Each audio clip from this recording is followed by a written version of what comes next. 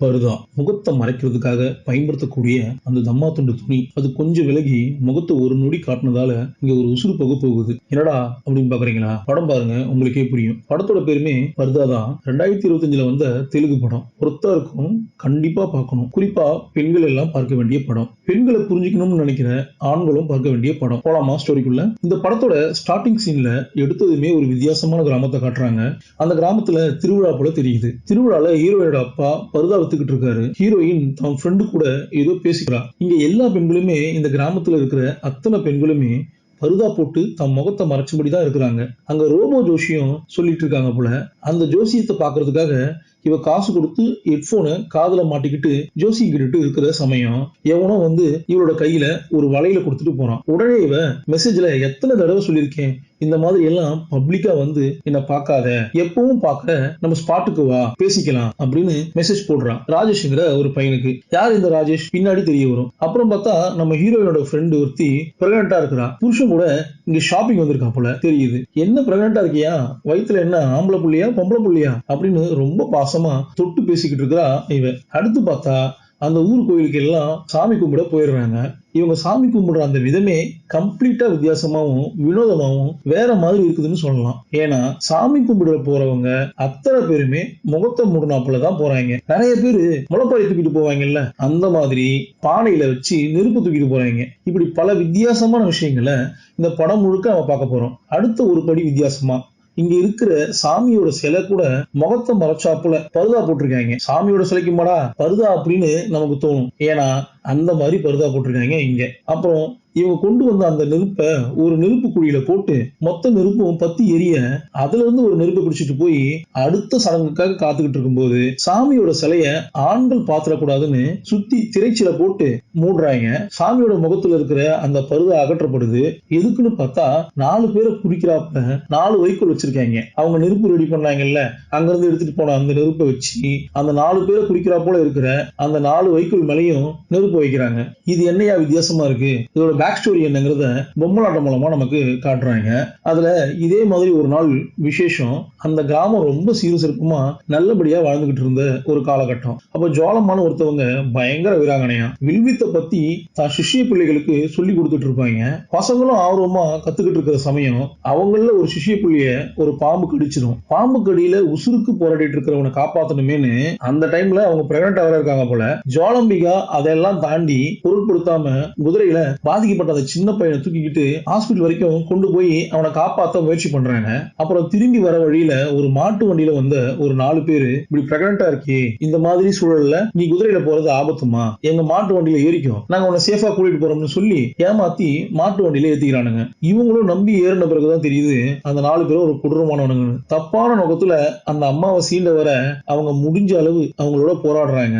ஏதோ ஒரு சாதாரண பொண்ணு சீண்டிடலாம்னு நினைச்ச இடத்துல இவங்க படு பயங்கரமா சண்டை போடவும் காண்டானவனுங்க அவளை எரிக்கணும்னு முடிவு பண்ணிட்டாங்க. நெருப்பையும் பத்த வச்சுட்டாங்க. தான் உடம்புல நெருப்பு பத்தி எரியிற அந்த நொடியில கூட அவங்க 4 பேரையும் சும்மா விடக்கூடாதுன்னு அவங்க 4 பேரையும் தான் நெருப்போட சேர்த்து அணைச்சி அவங்கள பஸ்மமாக்கிட்டு அப்புறம் அந்த ஊர் கிணத்துலயும் விழுந்து இறந்து போயிடுறாங்க. ஜோலம்மாவோட அந்த இறப்பு இந்த கிராமத்தோட சாபமா மாறிடுது. என்னன்னா அதுக்கு பிறகு பிரெக்னண்டா இருக்கிறவங்களுக்கு எல்லா பிள்ளையும் செத்து பிறக்குது. அது ஆம்பளை புள்ளியா இருந்தாலும் சரி பொம்பளை புள்ளியா இருந்தாலும் சரி. இது ஜோலம்பிகாவோட சமமா இருக்குமோன்னு ஊரே சேர்ந்து அதுக்கு என்ன பரிகாரம்னு யோசிக்கும் போது அவங்களுக்கு கோயில் கட்டலாம்னு முடிவு பண்ணி கோயில் கட்டுறாங்க. அவங்க முகத்துக்கு பருதா அணிவிக்கப்படுது. ஊரே சேர்ந்து முளைப்பாரி தூக்குறாப்புல நெருப்பு தூக்கி நெருப்பு குடி ரெடி பண்ணி எதுக்கு 4 பேரை எரிக்கிறாப்புல ஒரு செட்டப்பை ரெடி பண்ணி இப்படி சுவாமி கும்பிடுற அந்த வழக்கமும் கூடவே அந்த ஊர் பெண்கள் எல்லாம் இனி நாங்க இதை நினைவு கூறுற விதமா பருதா போட்டு போன்னு அந்த கோயில்ல சத்தியம் பண்ணிக்கிறாங்க. இப்படி ஜோலம்மா மேல சத்தியம் பண்ணி இனிமே அவர்களோட முகத்தை வீட்டுல இருக்கிற அண்ணன் தம்பி அப்பா புள்ள புருஷன் இந்த மாதிரி நெருக்கமான ஆண்களை தவிர உறவினர்களை தவிர வேற யாருக்கும் தங்களோட முகத்தை காட்டுறது இல்லைன்னு சத்திய பிரமாணம் செஞ்சுக்கிட்டாங்க. அப்படி செஞ்ச அடுத்த ஒரு 10 மாசத்துல பார்த்தா அவங்க ஊர்ல வழக்கம் போல பிரெக்னண்டா இருக்கிறவங்களுக்கு குழந்தை பிறக்குது. இறந்து பிறக்கும்னு நினைச்ச இடத்துல எல்லா குழந்தையும் உயிரோட பிறகுது. குழந்தையோட அழுகுற சத்தமும் கேட்குது. அப்ப இருந்து இந்த ஊர்க்காரங்க இதை ரொம்ப கடுமையா ஃபாலோ பண்ணணும்னு இந்த ரூல்ஸை ஃபாலோ பண்ண ஆரம்பிச்சுட்டாங்களாம். இது எல்லாத்தையும் சின்ன பிள்ளைங்க ஆம்பளை பொம்பளைன்னு எல்லாம் ஒன்னா உட்காந்து கேட்டுக்கிட்டு இருக்காங்க. பருதா போடுறதுக்குன்னு ஒரு ரூல்ஸ் இருக்கான். எப்போ பெண் பிள்ளைகள் வயசுக்கு வருகிறார்களோ அப்ப இருந்துதான் அவங்க பருதா போட ஆரம்பிக்கணும் போல. அது வரைக்கும் பருதா போட வேண்டிய அவசியம் இல்லை போல. அப்ப இருந்து இந்த சடங்கு இப்ப வரைக்கும் வருஷா வருஷம் தொடர்ந்து நடந்துகிட்டு தான் இருக்குதான். இதையெல்லாம் தாண்டி ஒரு கால் யாராவது ஒருத்தவங்க தங்களோட முகத்தை காட்டிட்டாங்கன்னா அப்ப என்ன நடக்கும்னு பொம்மலாட்டத்துல ஒரு பொண்ணு கேட்பா. பதிலுக்கு பதில் சொல்றவரு அந்த மாதிரி ஒரு கால் முகத்தை காட்டினா ஒரு சூழல் நடந்து விட்டா அப்படி காட்டினவங்க அவங்க ஊர் கிணத்துல விழுந்து இறந்துடணுமா. அப்படி ஒரு கால் செய்யலனா மறுபடியும் இந்த கிராமத்துக்கான அந்த சாபம் வேலை செய்ய ஆரம்பிச்சிடும். அப்புறம் இங்க பிறக்கிற பிள்ளைகள் எல்லாம் இறந்துதான் பிறக்கும் அப்படின்னு ஒரு ஐதீகமா. பொம்மலாட்டத்தின் மூலமா இந்த கதையை நமக்கு சொல்லி கொடுக்குறாங்க. கட் பண்ணா இப்ப நம்ம ஹீரோயினும் ஃப்ரெண்டும் ஒரு மரத்தடி கீழே ஒரு சமாதி இருக்கு.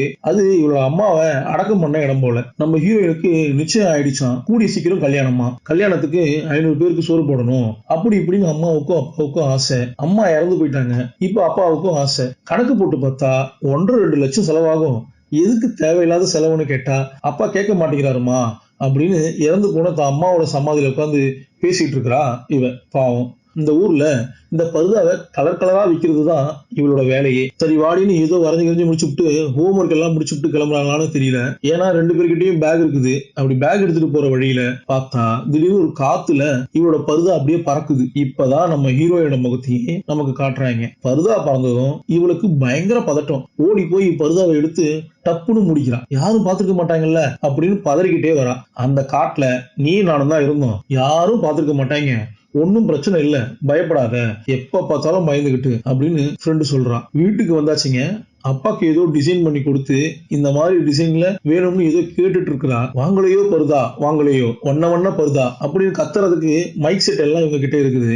அதை எடுத்து சைக்கிள்ல கட்டிக்கிட்டு இருக்கும் போதுதான் கேப்பா, நிச்சயதார்த்தத்துக்கு யாரையும் விட்டுருலையே, எல்லாரையும் கூப்பிட்டீங்கல்ல அப்படின்னு கேக்குறா. ராஜேஷ்னு ஒருத்தன் வலை கிஃப்டா கொடுத்துட்டு போனான்ல, அவனைத்தான் இவ கட்டிக்க இருக்கிறான்னு நினைக்கிறேன். எல்லாம் பேசி முடிச்சிருக்காங்க. நிச்சயதார்த்தம் கல்யாணம்ன்ற கனவுல இருக்கா இவ. அப்பா பருதா வாங்கலையோ பருதான்னு கத்திக்கிட்டே இருப்பாருல்ல, அவர் தொண்டைக்கு ஏதாவது ஆயிடுமோ வயசாயிடுச்சுன்னு சொல்லிவிட்டு இவ ரெக்கார்ட் பண்ணி அதை பிளே பண்ணி காட்டினதும் அப்பா ரொம்ப சென்டிமெண்ட் ஆயிடுறாரு. அப்புறம் ஏதோ ஒரு அக்காவா, அவங்கள கண்டிப்பா கூப்பிடணும், அந்த அக்கா இல்லாம நான் கல்யாணமே பண்ணிக்க மாட்டேன் அப்படின்னு சொல்றாங்க. ஐயோ மறந்துட்டேன், கண்டிப்பா கூப்பிட்டுருவேன் அப்படின்றாரு அப்பா. கட் பண்ணி இப்போ அந்த அக்காவை காட்டுறாங்க. யாருன்னா வீட்டுல இந்த கொஞ்சம் பரபரப்பா வேலை பார்த்துட்டு இருக்காங்கல்ல, இவங்கதான் நம்ம ஹீரோயோட அம்மாவும் இவங்களும் ஒரு காலத்துல ஸ்கூல் மேட்டான். இப்ப கல்யாணத்துக்கு கூப்பிட்டு இருக்காங்க போல. நம்ம டெஃபினட்டா போகணும், எல்லாரும் போலாம், கண்டிப்பா போகணும் அப்படின்னு சொல்லும்போது எனக்கு லீவ் எல்லாம் அவ்வளவு ஈஸியா கிடைக்கிறது இல்ல, நிச்சயதார்த்தம் தான் சொல்றேன், கல்யாணத்துக்கு போய்க்கலாம், நிச்சயதார்த்தத்துக்கு வேணாம் அப்படிங்கிறாரு புருஷன். ஆனா அக்காவோ இல்ல, நான் போலனா சுப்பு அவர் ரொம்ப ஃபீல் பண்ணுவா, வேணா ஒண்ணு பண்ணலாம், என்ன பஸ் ஏத்தி விட்டுருங்க, நான் போயிடுறேன், கல்யாணத்துக்கு எல்லாரும் வாங்க, ஜாம் ஜாம்னு செய்வோம் அப்படின்னு பேசி கன்வின்ஸ் பண்ண பாக்குறா. ரொம்ப கெஞ்சி கேட்டுட்டு இருக்கா புருஷன் கிட்ட. புருஷனும் நீ போயிட்டா பிள்ளைகளை யாரு பாத்துப்பா அப்படின்னு கொஞ்சம் முரண்டு பிடிச்சாலும் சரி ஓகே போயிட்டு வா சமாளிக்கிறேன் அப்படின்ட்டாரு. இவளுக்கு ரொம்ப சந்தோஷம். தேங்க்யூன்றா. பல தடவை தேங்க்ஸ் சொல்லிட்டா. அந்த ஊரும் அந்த ஊர் ஜனங்களும் ஆச்சாரம்னு சொல்லி பல பேரை நிம்மதியவே கெடுத்து வச்சிருக்காங்க. நம்மள மாதிரி டீசென்டான ஆட்கள் அந்த கிராமத்துல இல்ல அப்படிங்கிறாப்புல பேசுறாரு.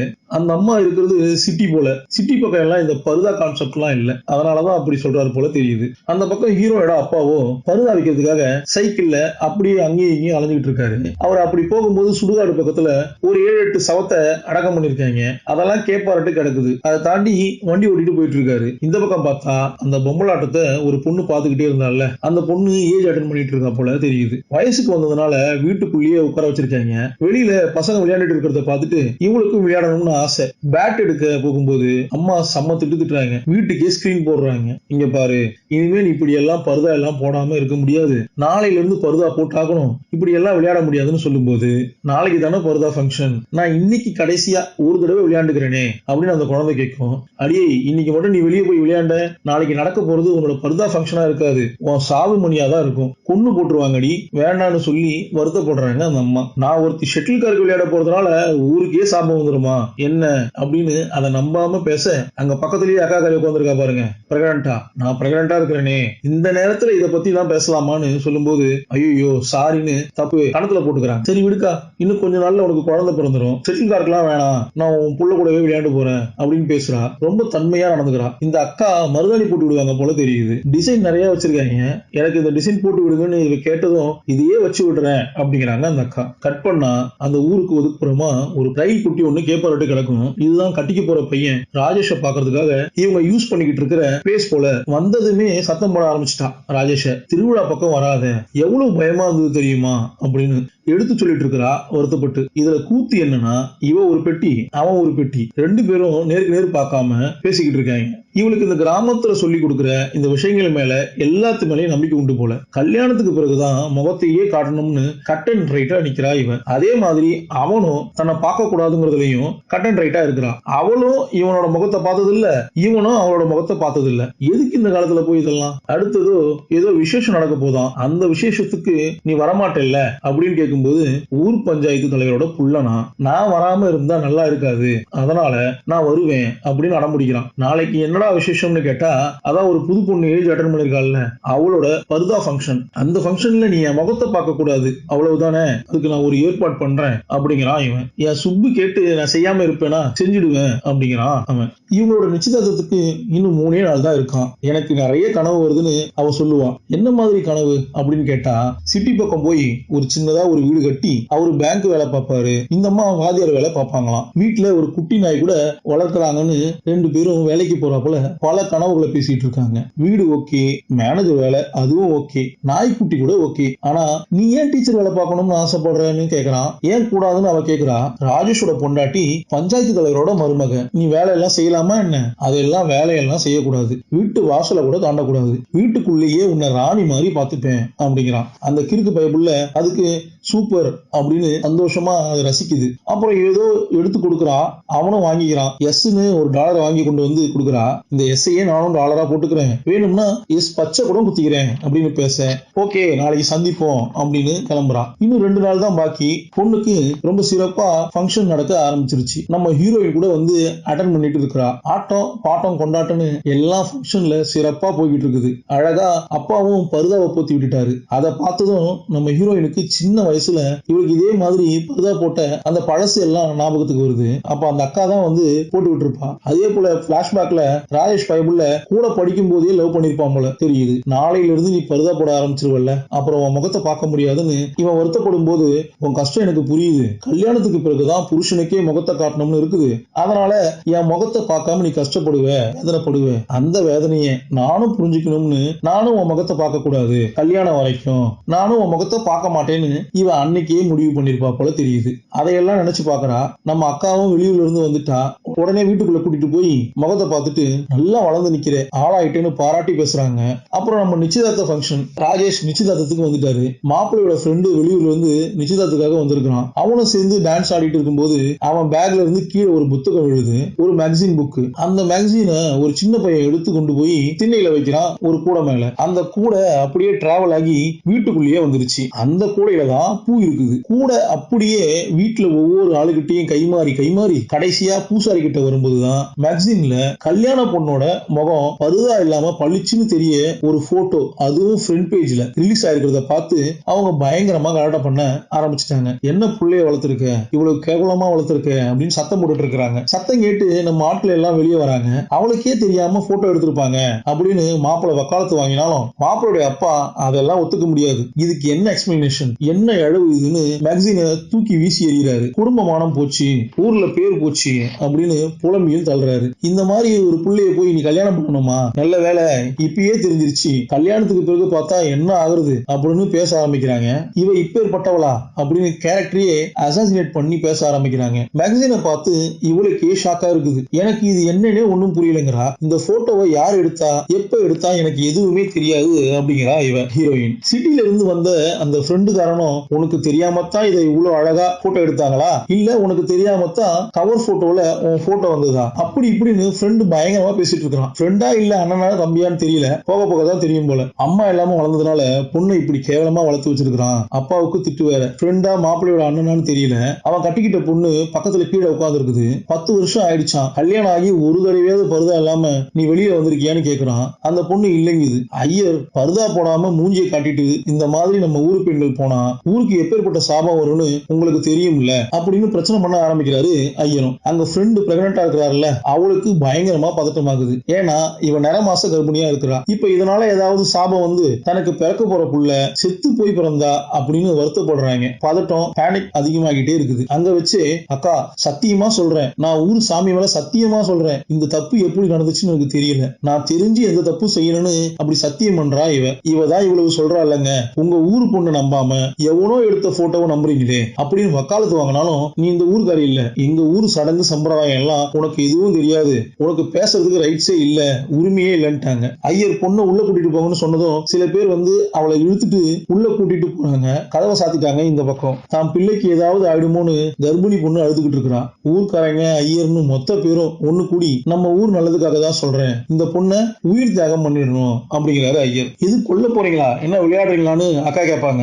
உங்களுக்கு எல்லாம் பைத்தியம் முடிச்சிருச்சா, முட்டாள்களா, நீங்க அவளை கொலை பண்ணீங்கன்னா அதை நான் பார்த்துட்டு சும்மா இருப்பேனா, போலீஸை கூப்பிடுவேன் அப்படின்னு அக்கா பிரச்சனை பண்றாங்க. நீ என்ன வெளியிருக்காரி, நீ இவ்வளவு பேசுற, பெத்த அப்பனை சொல்ல சொல்லு பாப்போம் அப்படிங்கிறாரு பஞ்சாயத்து தலைவர் மாப்பிள்ளையோட அப்பா. சொல்லுங்க அப்படின்னு சொன்னா அப்பா கம்முன்னு உட்கார்ந்துட்டு இருக்காரு. இதுக்கு முன்னாடி சில பல வருடங்களுக்கு முன்னாடி இதே மாதிரி ஊர்ல ஏதோ ஒரு பொண்ணு பர்தா போடாம தெரிஞ்சத பார்த்துட்டு அவர் உயிர் தியாகம் பண்ணணும்னு கலாட்டா பண்ணி உயிர் தியாகம் பண்ண வச்சவரே நம்ம ஹீரோயினோட அப்பா தானா. இப்ப தான் பிள்ளைக்காக எப்படி அவரால் கேட்க முடியும், மாட்டிக்கிட்டாரு அவரு. இப்ப போலீஸை கூப்பிட்டா கூட முதல்ல ஜெயிலுக்கு போக போறது ஹீரோயோட அப்பா தான் தெரியும்ல அப்படின்னு பஞ்சாயத்து தலைவர் மிரட்டுறாரு. மாப்பிள்ள பயங்கரமா கோபப்பட்டு இருக்கிறான். சுப்பு உயிர் தியாகம் பண்ணுவதற்கான ஏற்பாடுகளை செய்யப்படட்டும், நடத்துங்க அப்படின்ட்டாப்ல ஐயர் கிட்ட தலைவர். வர ஞாயிற்றுக்கிழமை அமாவாசையா, அன்னைக்கு பலி கொடுத்துடலாம் அப்படின்னு ஐயர் முடிவு பண்ணிட்டாரு. அப்படி இவங்க பலி கொடுக்க போற இந்த பூஜைக்கு பேர் என்ன தெரியுமா, சாந்தி பூஜையா. அம்மனை சாந்தி படுத்துவதற்கான பூஜையா. அடப்பாவுமே, அப்பா கிட்டையும் அந்த மேகசின் இருக்குது, பார்த்து அழுதுகிட்டு இருக்காரு. அப்பா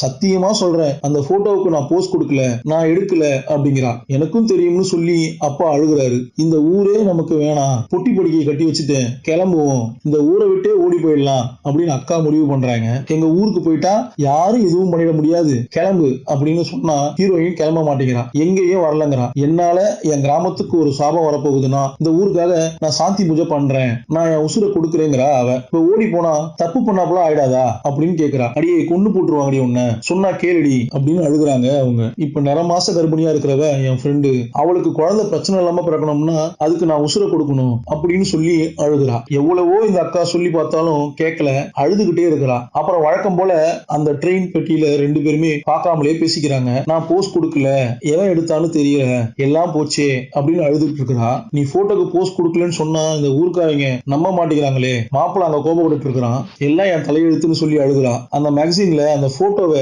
ரிலீஸ் பண்ணவன், கேமரால அந்த போட்டோவை எடுத்தவன், அவன் யாரு என்னங்கிறத மாப்பிள்ள கண்டுபிடிச்சிட்டார் போல தெரியுது. அவன் போன் நம்பர் கூட கிடைச்சிருச்சு. அவனை பேச வைப்போம் அப்படின்னு மாப்பிள்ள பிளான் பண்ணிட்டு இருக்காரு. உனக்கு எதுவும் ஆகாது, நீ அழுகாத, பயப்படாத அப்படின்னு ஆறுதல் சொல்லிட்டு இருக்காரு. அது எப்படி உன்னோட அனுமதி இல்லாம அவன் போட்டோ எடுக்கலாம், எடுத்ததும் இல்லாம மேகசின் ஃப்ரண்ட் பேஜ்ல எப்படி அவன் பப்ளிஷ் பண்ணலாம்னு கோபப்பட்டுக்கிட்டே இருக்கிறாரு. இவ்வளவு நாளா வைராக்கியமா இருந்த பொண்ணு ஒரே ஒரு தடவை உன் முகத்தை பார்க்கலாமா அப்படின்னு கேட்கிறா. ஏன்னா சாகிறதுன்னு ஆயிப்போச்சு, லவ் பண்ண பையனோட முகத்தை பார்க்கலாமே அப்படின்னு இவளுக்கு எண்ணம். அவன் இந்த பக்கத்துல உடனே வருவான் பாருங்க, டப்புனு பருதாவை எடுத்து முகத்தை முடிக்கிறான். இப்பேற்பட்டவளை போய் இவங்க பலி கொடுக்க போறாங்களாம். பருதா போட்டு அவன் வந்ததும் முகத்தை பார்த்தவ தாங்கிக்க முடியாம அப்படியே போய் கட்டி பிடிக்கிறா. அந்த புது பொண்ணு கூட மேட்ரை கேள்விப்பட்டு பருதா போட்டுட்டு ஓடியாரா. பார்த்தா இவளுக்கு வெள்ளை புடவை உடுத்தி வெள்ளை பருதா போட்டு சாந்தி பூஜைக்காக ஊரே ஒண்ணு கூடி ஊர்வலமா கூட்டிட்டு போயிட்டு இருக்காங்க. மாப்பிள்ள வேண்டாம் வேண்டான்னு அங்கிட்டு கத்துறான், அக்கா வேண்டாம் வேண்டான்னு கதறான். அப்பாதான் நீர்ப்பானையை சுமந்து வந்துட்டு இருக்காரு. கோயிலுக்கு வந்தாச்சு, சாமியும் கும்பிட்டாச்சு. ஜோலம்மா கிட்ட மன்னிப்பு கேளுன்னு அந்த பக்கம் ஒரு லேடி கத்தும். சிகப்பு கலர்ல ட்ரெஸ் பண்ணி பருதா போட்டுருக்குல்ல அந்த அம்மா, தப்பே பண்ணாதவனா நான் ஏன் மன்னிப்பு கேட்கணும், நீங்க தண்டனைய நிறைவேற்றுங்கன்னு சொல்லிட்டா. ஆனா மன்னிப்பு கேட்டாகணும்னு அந்த பொம்பளை அடம் பிடிக்கும். ஓ சாமியை பார்த்து உண்மையிலேயே தப்பு பண்ணிருந்தா என் உசுறு நீ தாராளமா எடுத்துக்கோ, இந்த ஊருக்கு சாபம் வராம பார்த்து, ஆனா நான் தப்பு பண்ணலனா என் உசுறு உன் ரெஸ்பான்சிபிலிட்டி, உன் பொறுப்பு அப்படின்னு சொல்லிட்டா. அங்க அக்காக்காரி கதறிட்டு இருக்கா. டேய் உங்க எல்லாருக்கும் பைத்தியமாடா, நீங்க எல்லாம் நல்லாவே இருக்க மாட்டீங்கன்னு அவ கதறி கதறி சாபம் கொடுத்துக்கிட்டே இருக்காங்க அந்த அக்கா. இப்போ ஊரே ஊர்வலமா ஒன்னா கிணறு வரைக்கும் வந்தாச்சு. இனி அந்த சாமி தான் காப்பாற்றணும்னு முடிவு பண்ணி அக்காவே சாமி கும்பிட ஆரம்பிச்சிட்டாங்க. நீர்ப்பானையில 3 தடவை சுத்தி வந்து அப்பாவோ நீர்ப்பானைய உடைச்சாச்சு. அடுத்து நம்ம ஹீரோயினோட கையை பின்பக்கமா கட்டி அதுல கனமான ஒரு பாறையையும் சேர்த்து கட்டி சங்க ஊதி கிணத்துக்குள்ள இறக்கிட்டாங்க. அவளும் கிணத்துக்குள்ள கீழே இறங்க ஆரம்பிச்சுட்டா. அடுத்தடுத்து தண்ணிக்குள்ளேயே மூழ்கி போயிட்டா. பயங்கரமான காத்து அந்த பக்கம் வீசுது. கோயில் பக்கம் உள்ள அவளுக்கு மூச்சு முட்டுது, கை கால் எல்லாம் உதறுது. அங்க கோயில்ல அணையா நெருப்பு ஒண்ணு எரிஞ்சுக்கிட்டு இருக்கும். இவங்களோட சம்பிரதாயத்தோட சாட்சியா அந்த அடிச்ச காத்துல அந்த அணையா நெருப்பு அணைஞ்சு போச்சு. அதை பார்த்ததும் 2 சாமியார் அம்மா திருச்சி ஓடியாருதுங்க. சடங்கு நிறுத்துங்கன்னு அவங்க ஓடியாந்து சொல்லிடுறாங்க. அந்த பிள்ளைய காப்பாத்துங்கன்னு சொல்லிடுறாங்க. மேட்டரை கேட்டதும் மாப்பிள்ள ஓடி போய் எகிரி குதிக்கிறாரு. ஒரு வழியா நம்ம ஹீரோயினை காப்பாத்தி கோயில உட்கார வச்சிருக்காங்க. பிரெக்னண்டா இருக்கிற அந்த ஃப்ரெண்டோட புருஷன் ஏதோ காத்துல தீபம் அணைஞ்சு போச்சு, அதுக்காக சடங்கை நீங்க நிறுத்திட்டீங்க, நாளை பின்ன புள்ள செத்து பிறந்தா அப்படின்னு புருஷன் வருத்தப்பட்டு இருக்கிறான், பயந்துகிட்டு இருக்கிறான். அப்ப நம்ம சிட்டி அக்கா தான், சங்கீதா அக்கா தான், என்னங்க விளையாடுறீங்களா, அணையா தீபம் இப்ப அணைஞ்சு போச்சு, தப்பு நடக்குதுன்னா காத்த அனுப்பி தீ அணைச்சு வச்சிருக்கிறா உங்க ஆத்தா. சுப்பு தப்பு செஞ்சிருந்தா சாமியே அணையா அந்த தீபத்தை அணைக்கணும், விளக்க அணைச்சி ஏன் உயிர் தியாகத்தை தடுக்கணும், இப்படி டிஸ்கஷன் போய்கிட்டு இருக்குது. ஆனா ஐயர் அகல் விளக்கு அணைஞ்சிருச்சுன்னா ஜோலமா கோபமா இருக்காங்கன்னு அர்த்தம். அவர் ஒரு குண்டை தூக்கி போடுறாரு. ஊர் உலகமே பார்த்துருச்சு, இவளை அப்படியே விட்டுற முடியாதுங்கிறாரு ஊர் தலைவர். ஆமா, பலி கொடுத்தே ஆகணுங்கிறாரு பின்னாடி இருக்கவர். எப்பா ஊரையெல்லாம் கேட்டுக்கிட்டீங்கன்னா தான் மேல தப்பே இல்லைனாலும் ஊர் நல்லா இருக்கணும்னு தியாகம் பண்ண வந்தவ இவ. எந்த தப்புமே பண்ணாத ஜோலம்மாவுக்கு 4 பேரு தப்பு பண்ண முயற்சி பண்ணும்போதுதான் ஊர் சாபம் வந்ததா நீங்க சொல்றீங்க. இப்போ எந்த தப்பும் பண்ணாத இவளுக்கு நீங்க பண்றது அநியாயம். அப்ப இதுக்கு எப்பேற்பட்ட சாபம் வரும்னு யோசிங்கன்னு லைட்டா சங்கீதாக்கா பயமுறுத்துறா. அதை எல்லாத்தையும் மீறி தப்பு செய்யாத ஒரு பிள்ளைய தண்டிச்சிங்க, அவ்வளவுதான் பாத்துக்குங்க அப்படின்னு மிரட்டினதும் ஊர்க்காரங்க எல்லாம் பயந்துடுறாங்க. அந்த பிரெக்னன்ட் பொண்ணு கூட என் குழந்தைக்காக ஒரு உசுறு போறதுல எனக்கு விருப்பம் இல்ல, அதே சமயம் பிள்ளையும் நான் இழக்கிறதுக்கு விரும்பல அப்படிங்கிறாங்க அந்த அம்மா. சுப்பு எனக்கு சின்ன பிள்ளையில இருந்து தெரியும், ஏதாவது ஒரு முடிவெடுக்கிறதுக்கு முன்னாடி என்ன நடந்துச்சுங்கிறத தீர விசாரிச்சுட்டு முடிவெடுங்கன்னு அவங்களே எடுத்து சொன்னதும் ஊர்க்காரங்களும் சரின்னு ஒத்துக்கிறாங்க. இந்த போட்டோ எடுத்த போட்டோகிராஃபர் இமயமலை பக்கத்துல இருக்கிறாப்ல. பல தடவை அந்த மேகசினுக்கும் சரி போட்டோ எடுத்தவனுக்கும் சரி கால் பண்ணியாச்சான், யாரும் அட்டன் பண்ணல, சரியா ரெஸ்பான்ஸ் பண்ணல. நேர்ல போய் அந்த பயலை பார்க்கணும், அவனை நேர்ல பிடிச்சிட்டா போதும், சுப்பு தப்பு பண்ணலங்கிறத நிரூபிச்சிடலாம் அப்படிங்கிறாரு மாப்பிள்ள. பிரசவத்துக்கு எவ்வளவு நாள் இருக்குதுன்னு கேட்டா இன்னும் 3 வாரம் இருக்குதான். சரி, இந்த 3 வார கேப்புக்குள்ள, அதாவது டெலிவரி ஆறதுக்குள்ள அந்த போட்டோகிராஃபரை கண்டுபிடிச்சு நடந்த இந்த கூத்துல உன் மேல எந்த தப்பும் இல்லைங்கிறத நீ நிரூபிக்கணும். நம்ம ஊரு பொண்ணுங்க எந்த தப்பு செய்ய மாட்டாங்கிறத இந்த உலகத்துக்கே இதன் மூலமா நாம நிரூபிப்போம். அப்படி செஞ்சிட்டோம்னா நாம இந்த உயிர் தியாகத்துல இருந்து தப்பிச்சுக்கலாம். இதை தாண்டி தப்பி போகலாம்னு நினைச்சா உங்க அப்பனை நாங்க இங்கதான் பிடிச்சு வச்சிருப்போம், பாத்துக்கோ அப்படின்னு மிரட்டுறாங்க. மாப்பிள்ள நான் கூட போறேன், நான் பாத்துக்கிறேன் அப்படின்னு பேசும்போது மாப்பிள்ளையோட அப்பா ஊரோட பஞ்சாயத்துல இது அந்த பொண்ணோட பிரச்சனை, அவன் மேல இருக்கிற கலங்கத்தை அவதான் போக்கணும், அதனால இந்த பொண்ணுக்கு யாரும் எந்த உதவியும் செய்யக்கூடாது, ஊர்க்காரங்க யாரும் உதவி செய்யக்கூடாது அப்படின்னு சொல்றாரு. சரி, இந்த ஊர்க்காரங்க தானே உதவி செய்யக்கூடாது, நான் இந்த ஊர்க்காரியே இல்ல, அப்ப நான் உதவி பண்ணுவேன் அப்படின்ட்டாங்க சங்கீதாக்கா. நான் கூட போறேன்ட்டாங்க. உன் மேல எந்த தப்பு இல்லைங்கிறத நீ நிரூபிச்சிட்டேன்னா என் பிள்ளைய நின்னு போன அந்த கல்யாணத்தை நானே நடத்தி வைக்கிறேன் அப்படின்னு பஞ்சாயத்து தலைவரும் வாக்கு கொடுக்கிறாரு. ஆனா நிரூபிக்க முடியாம போனா அந்த விளைவை நீ சந்திச்சே தீரணுங்கிறாரு, தெளிவா சொல்லிட்டாரு. சரி, அந்த போட்டோவை நான் விரும்பி எடுக்கணுங்கிறத நிரூபிக்க முடியாம போனா நானே எந்த கேள்வியும் கேட்காம ஜோலம்மாவுக்கு என் உயிர் தியாகம் பண்ணிக்கிறேன் அப்படின்னு வாக்கு கொடுக்கிறா. தான் மேல கலங்கம் இல்லைங்கிறத நிரூபிக்கிறதுக்காக முத தடவையா ஊரை விட்டு இவ வெளி உலகம் பார்க்க போறா.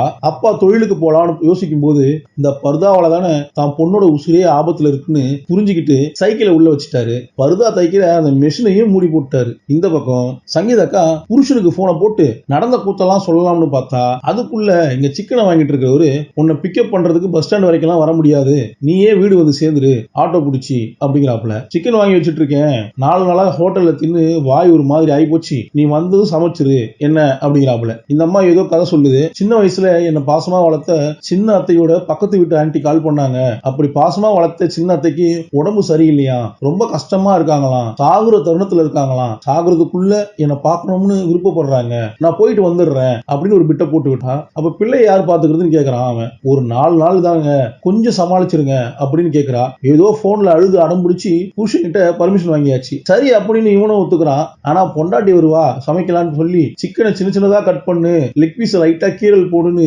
எல்லாத்தையும் சொல்லிட்டு இருந்தவரு போனை பேசிட்டு ஹலோ ஹலோ நெட்வொர்க் சரியா கிடைக்கல வெளியில வரேன்ட்டு அப்படியே ஓடி போயிட்டாரு. இல்லைன்னா யார் சமைக்கிறது அப்படின்னு முடிவு பண்ணிட்டாமல. இவளோட பைக்குள்ளேயே அந்த மேகசினையும் வச்சிருக்கான். ஏற்கனவே மாப்பிள்ள போட்டோகிராஃபரோட நம்பரையும் கொடுத்துருக்காப்ல.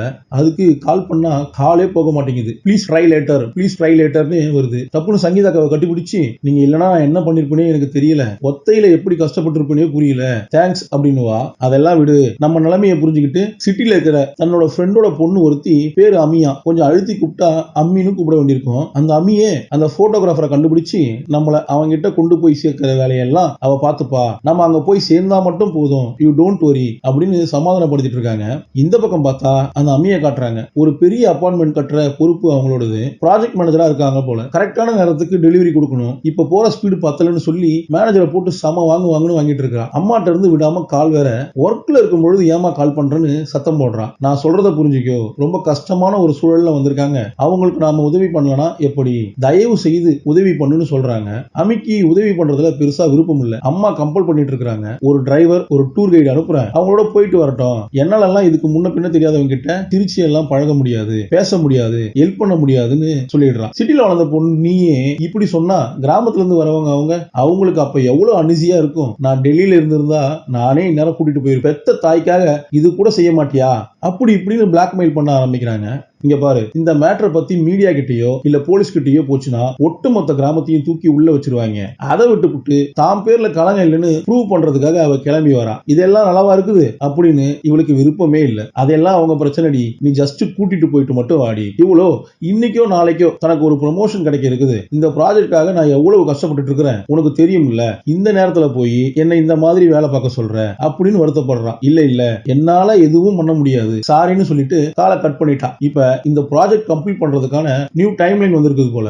என்னைக்கு இந்த ப்ராஜெக்ட் முடிங்கிறது கொஞ்சம் தள்ளி போகுது போல. அந்த டைம்லைன் எல்லாத்தையும் கொடுத்துட்டு இருக்கிற பொண்ணு தயங்கி நாளைக்கு லீவ் எடுத்துக்கிட்டுமா, எனக்கு உடம்பு சரியில்லைன்னு கேட்க அவ கம்முன்னு இருப்பா. இன்னும் ஒரு படி மேல போய் இல்ல எனக்கு பீரியட் கொஞ்சம் பெயின் ஜாஸ்தியா இருக்குது அப்படின்னு கூட கேக்குறாங்க. அதுக்கு அந்த அம்மா ஒரு முறம் உரைச்சிட்டு, என்ன விளையாடுறியா, சுத்தியும் பாரு எவ்வளவு இன்ஜினியர்ஸ் இந்த ப்ராஜெக்ட் முடிக்கிறதுக்காக வேலை பார்த்துட்டு இருக்காங்க, எல்லாம் ஆம்பளைங்க. இந்த ஆம்பளைங்களுக்கு மத்தியில பொண்ணா பிறந்தாலும் இன்ஜினியரா அவங்களுக்கு சமமா நிக்கிறது நீயும் நானும் தான். எல்லாத்தையும் விட இவங்க எல்லாரையும் தாண்டி முன்னேறணும்னு உனக்கு ஆசை இல்லையா? அப்படி முன்னேறணும்னா இந்த ஆம்பளைங்களை விட 10 மடங்கு அதிகமா நீயும் நானும் வேலை செய்யணும். எனக்கெல்லாம் பீரியட்ஸ் வருது இல்லையா, இல்ல எனக்கெல்லாம் பெயின் வருது இல்லையா, அதுக்காக லீவ் எடுத்துக்கிட்டு இருந்தா இப்ப இருக்கிற இந்த பொசிஷன்ல என்னால இருக்க முடியாது. ஸ்ட்ராங்கா இரு, டைம்லைன் நோக்கி அனுப்பி வைன்னு சத்தம் போட்டுட்டு வர. ஐயோ பயங்கர ஸ்ட்ரிக்டா இருக்கிறாளே, கடமை கம்பெனின்னு உழைச்சிக்கிட்டு இருக்காளே அப்படின்னு பார்த்தா வாட்ஸ்அப் குரூப்ல மெசேஜ் வருதுங்க. பார்த்தா வேற ஒரு ஆம்பளைக்கு இவ எதிர்பார்த்த அந்த ப்ரொமோஷனை கொடுத்து வச்சிருக்காங்க மேலிடம். எல்லாரையும் விட 10 மடங்கு அதிகமா மாங்குன்னு உழைச்சும் இந்த சமூகம் ஆண்களுக்கு தான் அங்கீகாரம் கொடுக்குது அப்படின்னு புரிஞ்சுக்கிட்டதுமே அவளுக்கு அழுது வர ஆரம்பிச்சிருச்சு. முத வேலையா நேரா போய் மேலிடத்தை மீட் பண்றான். முக்கியமான மீட்டிங்ல இருக்கிறாப்புல. வெளியில வந்ததும் மேட்டர் சொல்லி கேட்கிறா. இல்ல இது என்னோட முடிவு இல்ல, சொல்ல போனா உனக்கு தான் அந்த ப்ரமோஷனை கொடுக்கணும்னு நான் சண்டை போட்டேன், ஆனா மேலிடம் முடிவெடுத்துருச்சு அப்படிங்கிறாரு இவரு. கிளைண்ட் கேட்டுக்கிட்டதுனால இந்த மாதிரி ஆகி போச்சுமா, நான் என்னமா பண்ணணும்னு இவரும் கையை விரிக்கிறாரு. டே 1ல இருந்து இதுக்காக எவ்வளவோ கஷ்டப்பட்டு இருக்கிறேன், உழைச்சிட்டு இருக்கிறேன் அப்படின்னு இவ்வளவு மாங்குன்னு பேச கிளைண்டே ஒரு பொம்பளை புள்ள லீட் எடுத்து இதை பண்றதுல விருப்பம் இல்லைன்ட்டாரு. நான் என்ன பண்ண முடியும்னு வார்த்தையை விட்டுறாரு. இதுதான் காரணம்னு தெரிஞ்சதும் இவ கோவத்துல அங்கிருந்து கிளம்பிட்டா. விடாம அம்மா கிட்ட இருந்து போன் வேற. அப்பதான் இவளுக்கு ஒரு ஐடியா வருது. உயர் அதிகாரி கிட்ட போய் இது வரைக்கும் எடுக்காத ஒட்டுமொத்த லீவை நான் எடுக்க போறேன், நான் ட்ரிப்புக்கு போறேன் அப்படின்னு கிளம்பிட்டா. லீவை போட்டு கிளம்பிட்டா. உயர் அதிகாரி அரண்டு போய் பாக்குறாரு. அம்மா கிட்ட நான் பாத்துக்கிறேன், ஆனா இது என்னோட ட்ரிப், கூடவே நான் சுத்தி பார்க்கவும் செய்வேன், அவங்களுக்கு ஹெல்ப்பும் பண்ணுவேன், இதுக்கு பிறகு இந்த மாதிரி ரெக்வஸ்டோட வராத அப்படின்ட்டு போனை கட் பண்றான். எதிர்பார்த்தாப்புல ட்ரெயின்ல ஆன் டைம்க்கு வந்து இறங்க அவங்கள பிக்கப் பண்ணிட்டு கார்லயே இவங்க புறப்பட்டு போறாங்க. ஆமா நீ என்ன பண்றமா அப்படின்னு விசாரிக்க, சிவில் இன்ஜினியரா பில்டிங் எல்லாம் கட்டுற வேலை அப்படிங்கிறா. நான் கூட ஸ்கூல்ல படிக்கிறேன்னு நினைச்சேம்மா அப்படின்னு அவங்க சொல்லும் போது தனக்கு வயசு 30 ஆயிடுச்சுங்கிறாங்க அம்மி. பின்னாடி ஒருத்தன் வண்டியை நகட்டுன்னு ஹார்ன் அடிச்சுக்கிட்டே இருப்பான் பைக்ல. ஏண்டா சிக்னல் இருக்குன்னு தெரியல, முன்னாடி இவ்வளவு வண்டி நிக்குது, ஹார்ன் அடிச்சா வண்டி போயிடுமா அப்படின்னு சண்டை போட்டு வருவா. என்ன இந்த பொண்ணு இந்த போர்டு போடுதுன்னு அப்படின்னு இவங்க 2 பேருமே முடிக்கிறாங்க. அப்புறம் ஷாப்பிங் அது இதுன்னு மார்க்கெட் பக்கம் பண்ணிட்டு போகும்போது பார்த்தா மார்க்கெட்ல அந்த மேகசினுக்கான விளம்பரம், அதுவும் இவளோட ஃப்ரண்ட் பேஜ் அந்த ஃபேஸ் அந்த மேகசின் அவ்வளவு பெருசா விளம்பரப்படுத்தி இருக்காங்க. எல்லா பேருமே இவள ஒரு மாதிரியா பாக்குறப்போல தோணுது இவளுக்கு. யாருடாவன்னு பாக்குறப்போல தோணுது இவளுக்கு. பதறி ஓடியாந்து அதுவும் அவ்வளவு பெரிய போட்டோவா, அத்தனை ஆம்பளைங்க பாக்குற மாதிரி மத்தியில இருக்கிறத பார்த்துட்டு அவளால தாங்க முடியல. ஓடியாந்து உடனே அழுக ஆரம்பிச்சிடுறா. விழுந்து அழுகுறா. ஆனா ஆளை காணோம்னு சங்கீதாவும் அம்மியும் தேடிட்டு இருக்காங்க. அழுகிறத பார்த்துட்டு சங்கீதா ஓடியாந்து என்ன ஏதுன்னு விசாரிக்கிறா. ரோட்டுக்கு மேல அவ்வளவு பேரும் பாக்குறப்பல அவ்வளவு பெரிய போட்டோ வச்சிருக்காங்கன்னு சொல்லி அழுகுறா. அந்த மேகசினோட ஃப்ரண்ட் பேஜ்ல டைட்டில் வேற இன்கிரெடிபிள் உமன் அப்படின்னு போட்டிருக்குது. அப்புறம் மறுபடியும் வண்டி ஏறி பயணம் புறப்பட்டு போக ஆரம்பிச்சாச்சு. அங்க இருந்து காலை போடுறா. அந்த கர்ப்பிணி பொண்ணுக்கு தான் எப்படி போகுது, குழந்தை நல்லா இருக்கா அப்படின்னு விசாரிச்சுட்டு இருக்கிறா. நீ போட்டோகிராஃபரை கவனிச்சிட்டியா அப்படின்னு அவங்க கேட்க, போட்டோகிராஃபரை பாக்குறதுக்காகத்தான் நாங்க போயிட்டு இருக்கிறோம், என் பிரச்சனையை விடு நான் பாத்துக்கிறேன், நீ குழந்தைய நல்லபடியா பாத்துக்கோ, ஆரோக்கியத்தை பாத்துக்கோ, ஜோலம்மா குழந்தைக்கு எதுவும் ஆகாம பாத்துப்பா, ஜோலம்மா குழந்தைக்கு எதுவும் ஆகாம பாத்துப்பா, உனக்கு குழந்தை நல்லபடியா பிறக்கும்னு அங்க ஆறுதலா பேசிட்டு இருக்கும்போது புருஷன் வந்ததும் அவ கூட எதுக்கு பேச்சு, உனக்கு ஊர்ல இருக்கிற யாரும் அவளுக்கு உதவ கூடாதுன்னு சொல்லி இருக்காங்கல்ல அப்படின்னு சொல்லி போனை கட் பண்ணி விட்டுறாரு புருஷன். அம்மியோ பருதா எடுத்தா புள்ள பிறக்காதா, என்னங்க இது அப்படின்னு நக்கல் பண்ண, எங்க சம்பிரதாயத்தை பத்தி தப்பா பேசாதீங்கன்னு ஹீரோயின் கோவப்படுறா. பருதா போனா உசுரே போகுங்கிற ரேஞ்சுக்கு உங்க சம்பிரதாயம் அவ்வளவு முக்கியமா இருந்தா பருதா போட்டு அதுக்கு மேல ஒரு ஹெல்மெட்டையும் மாட்டிக்க வேண்டியது தானே, காத்துல பறக்காது இல்லன்னு சொல்லுவா. பதிலுக்கு அவ நம்ம ஹீரோயினும் உங்களுக்கு கடவுள் நம்பிக்கை இருக்கான்னு கேட்டா இல்லன்னு சொல்லுவா. சயின்ஸ் நம்புறீங்களான்னு கேட்டா ஆமானுவா. உலகம் எப்படி உருவாச்சு அப்படின்னு கேட்டா பிக் பேங் தியரி அப்படின்னு சொல்றா. எப்படி தெரியும்னு கேட்டா நீங்க பாத்தீங்களா இல்லைங்கிறா. எதுலயோ படிச்சு கேட்டு தெரிஞ்சிட்டு இருப்பீங்க, அந்த மாதிரி தான் எங்களை சுத்தி இருக்கிறவங்க என்ன சொல்லி கொடுத்தாங்களோ அதை நாங்க நம்புறோம் அப்படிங்கிறா அவ. இந்த பர்தா தான் தன்னை காப்பாத்துறதாவும் தனக்கு இதுவரைக்கும் எந்த ஆபத்தும் வராம இருக்கிறதுக்கு இதுதான் காரணம்னு வர பல ஆபத்துக்கள் இருந்து இந்த பர்தா தான் தன்னை காப்பாத்துறதாவும் அந்த பொண்ணு எடுத்து சொல்லிக்கிட்டே இருக்கிறா. சரி டாபிக்க மாத்தலாமேன்னு முடிவு பண்ணி சங்கீதாக்கா எப்போ நீ கல்யாணம் பண்ணிக்க போறேன்னு கேட்டா கல்யாணமா எதுக்குன்னு கேக்குறா. கல்யாணம் பண்ணாம எப்படி குழந்தை பெத்துக்க முடியும்னு கேக்குறாங்க அவங்க. இப்ப சிரிக்கிறா. குழந்தை பெத்துக்கணும்னா கல்யாணம் பண்ணிட்டு தான் பெத்துக்கணுமா என்னன்னு கேக்குறா அவ. இவங்க கிராமத்துக்கு போய் பர்தா போட்டாலே ஆரோக்கியமா புள்ள பிறக்காதா அப்படின்னு மறுபடியும் நக்கல். அப்புறம் இல்ல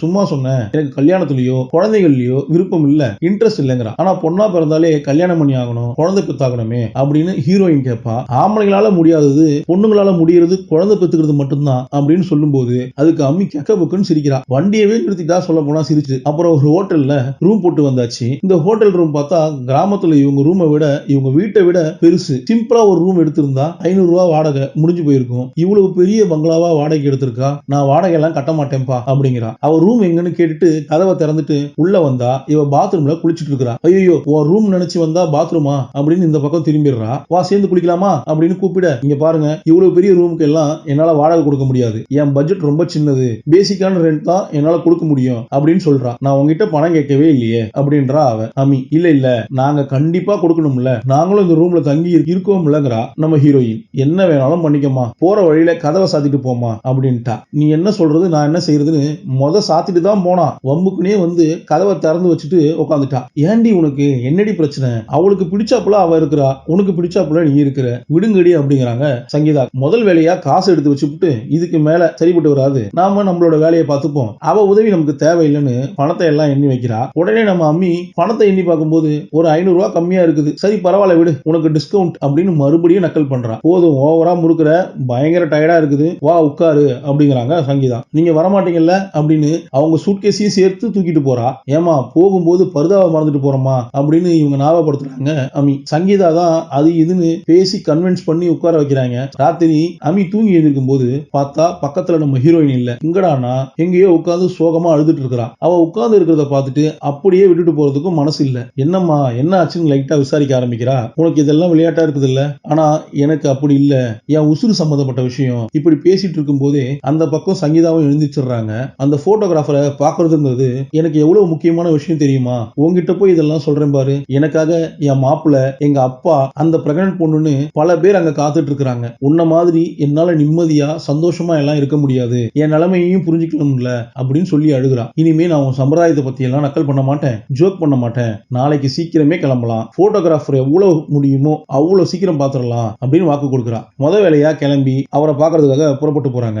எதுக்கு பார்த்தா ஏகப்பட்ட வண்டி டிராபிக் ஆகி நிக்குது. சரி ஒரு தடவை ட்ரை பண்ணி பார்க்கலாமேன்னு கால் பண்ணா இந்த தடவை போட்டோகிராஃபர் போனை எடுத்துடுறாரு. எடுத்து இங்கிலீஷ்ல பேச ஆரம்பிக்க இவ யூ போட்டோ 1 மினிட் அப்படின்னு பதட்டமாவே பேசிட்டு இருக்கா. சரி யாராவது இங்கிலீஷ் பேசணுமேனு நல்லா பேச தெரிஞ்ச அம்மிய கூப்பிடுறா. இவளை கூப்பிட்டு போனை கொடுக்கறதுக்குள்ள போன் கட் ஆயிடுச்சு. மறுபடியும் கால் பண்ணா நாட் ரீச்சபிள், கால் போல. நேத்தே உன் பிரச்சனையை பத்தி எல்லாம் டீடைலா சொல்லி ஒரு மெசேஜ் அனுப்பிச்சிட்டேன், ஆனா அவங்க இருக்கிற இடத்துல நெட்வொர்க் பிரச்சனையா இருக்குது போல தெரியுது, ஆனா அனுப்பிச்ச மெசேஜ் போய் சேர்ந்திருக்கணும் அப்படின்னு நம்பிக்கையோட இருக்காங்க அம்மி. இப்ப புருஷங்காரன் கால் வருது சங்கீதாவுக்கு. பயந்து பயந்து போன் அட்டன் பண்றாங்க. ஆமா உன்னை வளர்த்த அத்தக்காரி எப்படி இருக்கிறா, உடம்பு நல்லா இருக்கா அப்படின்னு கேட்டா இப்பயும் அப்பயும் இருக்கிறாங்க, ரொம்ப சீரியஸா இருக்கிறாங்கன்னு போய் சொல்ல அத்தை கிட்ட பேசணும் போனை கொடுன்ட்டாரு புருஷன். சரி இதை கொடுக்குறேன்னு இந்தாங்க அத்தை அப்படின்னு அவளே சொல்லிட்டு அப்புறம் வயசான குரல்ல ஹலோ சொல்லுப்பா அப்படின்னு பேச ஆரம்பிக்கிறாங்க. ஒரு கிழவி மாதிரி பேசி புருஷனை எப்படியோ ஏமாத்தி சமாளிக்கிறாங்க. கால் முடிஞ்சதும் தேசிய கொடியோட ஒருத்தவன் நடந்து போயிட்டு இருப்பான். அவனை நிப்பாட்டி என்ன நடக்குதுன்னு விசாரிக்கிறா அம்மி. போற வழியில மலைச்சரிவு ஏற்பட்டிருக்குது, நிலச்சரிவு ஏற்பட்டிருக்குது, ரோடு பிளாக் ஆயிருச்சு, சோ இந்த பிளாக் சரி பண்ணணும்னா சில பல நாட்கள் ஆகுமா, நீங்களும் கிளம்புறதுதான் நல்லது அப்படிங்கிறாரு. ஆமா நீங்க எங்க போயிட்டு இருக்கீங்கன்னு கேட்டா காஷ்மீருக்கு போயிட்டு இருக்கிறோம், அதுவும் நடந்தே போயிட்டு இருக்கிறோம், ஹைதராபாத்ல இருந்து காஷ்மீர் வரைக்கும் நடந்தே டிராவல் பண்ணணும்னு ஆசைப்பட்டு வந்துட்டு இருக்காரு. யார் அவரு அப்படின்னு கேட்டா அவர் ஒரு டிராவலர். சில பேர் இந்த மாதிரி தான் உலகம் முழுக்க நடந்தே சுத்தி பார்க்கணும்னு ஆசைப்படுவாங்க, இப்படியும் மனுஷங்க இருக்காங்கன்னு சங்கீதா பார்த்துட்டு இருக்காங்க. அப்ப 2 பைக்கர்ஸ் இந்த நிலச்சரிவு பிரச்சனையை சரி பண்ற வரைக்கும் பக்கத்து கிராமத்திலேயே கேம்ப் போட்டு தங்குறதா இருக்கிறோம், விருப்பப்பட்டா நீங்களும் அங்க தங்கிக்கலாம் அப்படின்னு ஆஃபர் கொடுக்குறாங்க. இவங்களும் சரின்னு ஒத்துக்கிறாங்க. வேற ரூட் இதுக்கான்னு ஹீரோயின் விசாரிக்கிறாங்க.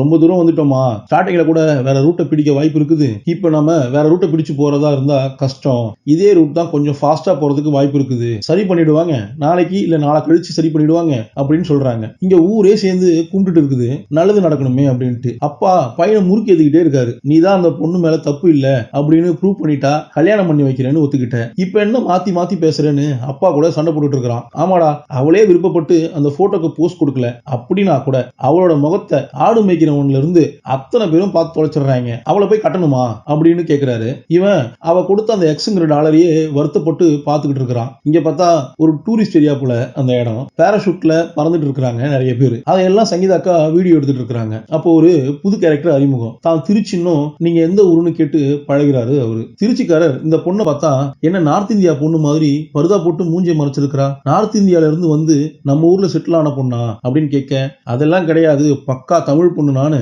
அப்படிங்கிறா அவன். அப்புறம் எதுக்கு பருதான்னு கேட்டா அவங்க ஊரு கலாச்சாரம்ங்கிறா சங்கீதாக்கா. யாருக்கும் மூஞ்சியை காட்ட மாட்டாங்களாம். பரவாயில்லையே, இப்படியும் கிராமங்கள் இருக்குதா அப்படின்னு கேட்டு போறாரு. இங்க பயங்கரமான மலை, ஒத்தையடி பாதை மாதிரி ஏறி போயிட்டு வந்துட்டு இருக்காங்க. இந்த பருதாவை போட்டு உங்களால பார்க்க முடியுதோ, எப்படித்தான் நடக்க முடியுதோ உங்களாலன்னு அவர் தான் தூக்கி விட்டு கூட்டிட்டு போயிட்டு இருக்காரு. பின்னாடியே நிறைய பொண்ணுங்களும் கேம்பெயின் போடணும், வீலாக் பண்ணணும்னு அது இதுன்னு பயங்கர ட்ரெண்டியா வந்துட்டு இருக்காங்க, வீடியோ எடுத்து வந்துட்டு இருக்காங்க. ஒரு நிலச்சரிவுனால இவங்களோட ஒட்டுமொத்த பிளானுமே கொலாப்ஸ் ஆகிட்டு இருக்கு. இங்க இருந்து பார்த்தா கூட இவங்க போகணும்னு நினைக்கிற அந்த இமயமலை பாக்குற தூரத்துல தான் இருக்குது, ஒரு 4-5 கிலோமீட்டர் தான் இருக்கும் போல, நடந்தே போயிடலாமே பேசாம அப்படின்னு சங்கீதாக்கா கேட்க, 40-50 கிலோமீட்டர் டிஸ்டன்ஸ் இருக்கும், பாக்குறதுக்கு தான் பக்கத்துல இருக்கிறாப்புல இருக்குது, ஆனா ரொம்ப தூரம்னு அம்மி எடுத்து சொல்றா. அப்போ நம்ம திருச்சிக்காரர் தான் பொண்ணோட வீடியோ கால்ல பேசிட்டு இருக்க இவளை அறிமுகப்படுத்தி வைக்கிறாரு. நீங்களும் இதே மாதிரி டிராவல் பண்ணுவீங்களா, பைக்கர்ஸ் மாதிரியோ இல்ல அந்த நடந்து போனாரே அவரை மாதிரியோ கேட்க, இல்ல என் பொண்ணு தான் என்ன வற்புறுத்தி அனுப்பிச்சா, எப்ப பார்த்தாலும் வீட்டுக்குள்ளேயே அடைஞ்சு கிடக்குறீங்களே, போங்க உலகத்தை சுத்தி பாருங்கன்னு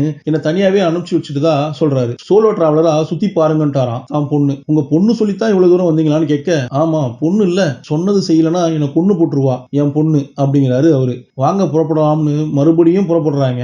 அங்க இருந்து அங்க கலர் கலரா கொடி மாதிரி கட்டி வச்சிருப்பாங்க, அதுல மந்திரம் எழுதி வச்சிருக்காங்களாம். இங்க இருக்கிற ஒவ்வொரு கலரும் பஞ்சபூதங்கள்ல ஒவ்வொரு பூதத்தையும் குறிக்குமா, நிலம், நீர், காத்து, வானம், ஆகாயம் அந்த மாதிரி குறிக்கும் போல, அது மேல பட்டு அந்த காத்து நம்ம மேல படும்போது அந்த மந்திரமும் நம்ம மேல படுறதா ஒரு ஐதீகம்னு எடுத்து சொல்றாரு. இதையெல்லாம் நீங்க நம்புறீங்களான்னு அம்மி கேட்டா, என்னம்மா கொடிதானம்மா, நாம என்னம்மா நரபலியா கொடுக்க போறோம், இல்ல உயிர் தியாகம் பண்ண போறோமா அப்படின்னு நக்கல் பண்ணுவாப்புல. உடனே அம்மி சிரிப்பா ஒரு வழியா நடந்து அந்த பக்கம் கிராமத்துக்கே வந்து சேர்ந்துட்டாங்க. இங்கதான் இவங்க இன்னைக்கு தங்க போறது. இங்க நிறைய போட்டோஸ் இருக்குது, எவரெஸ்ட் மலை மேல ஏற முடியாம முயற்சி பண்ணி இறந்து போனவங்களோட போட்டோஸ் தான் இங்க எல்லாம் தொங்க விடப்பட்டிருக்கு போல.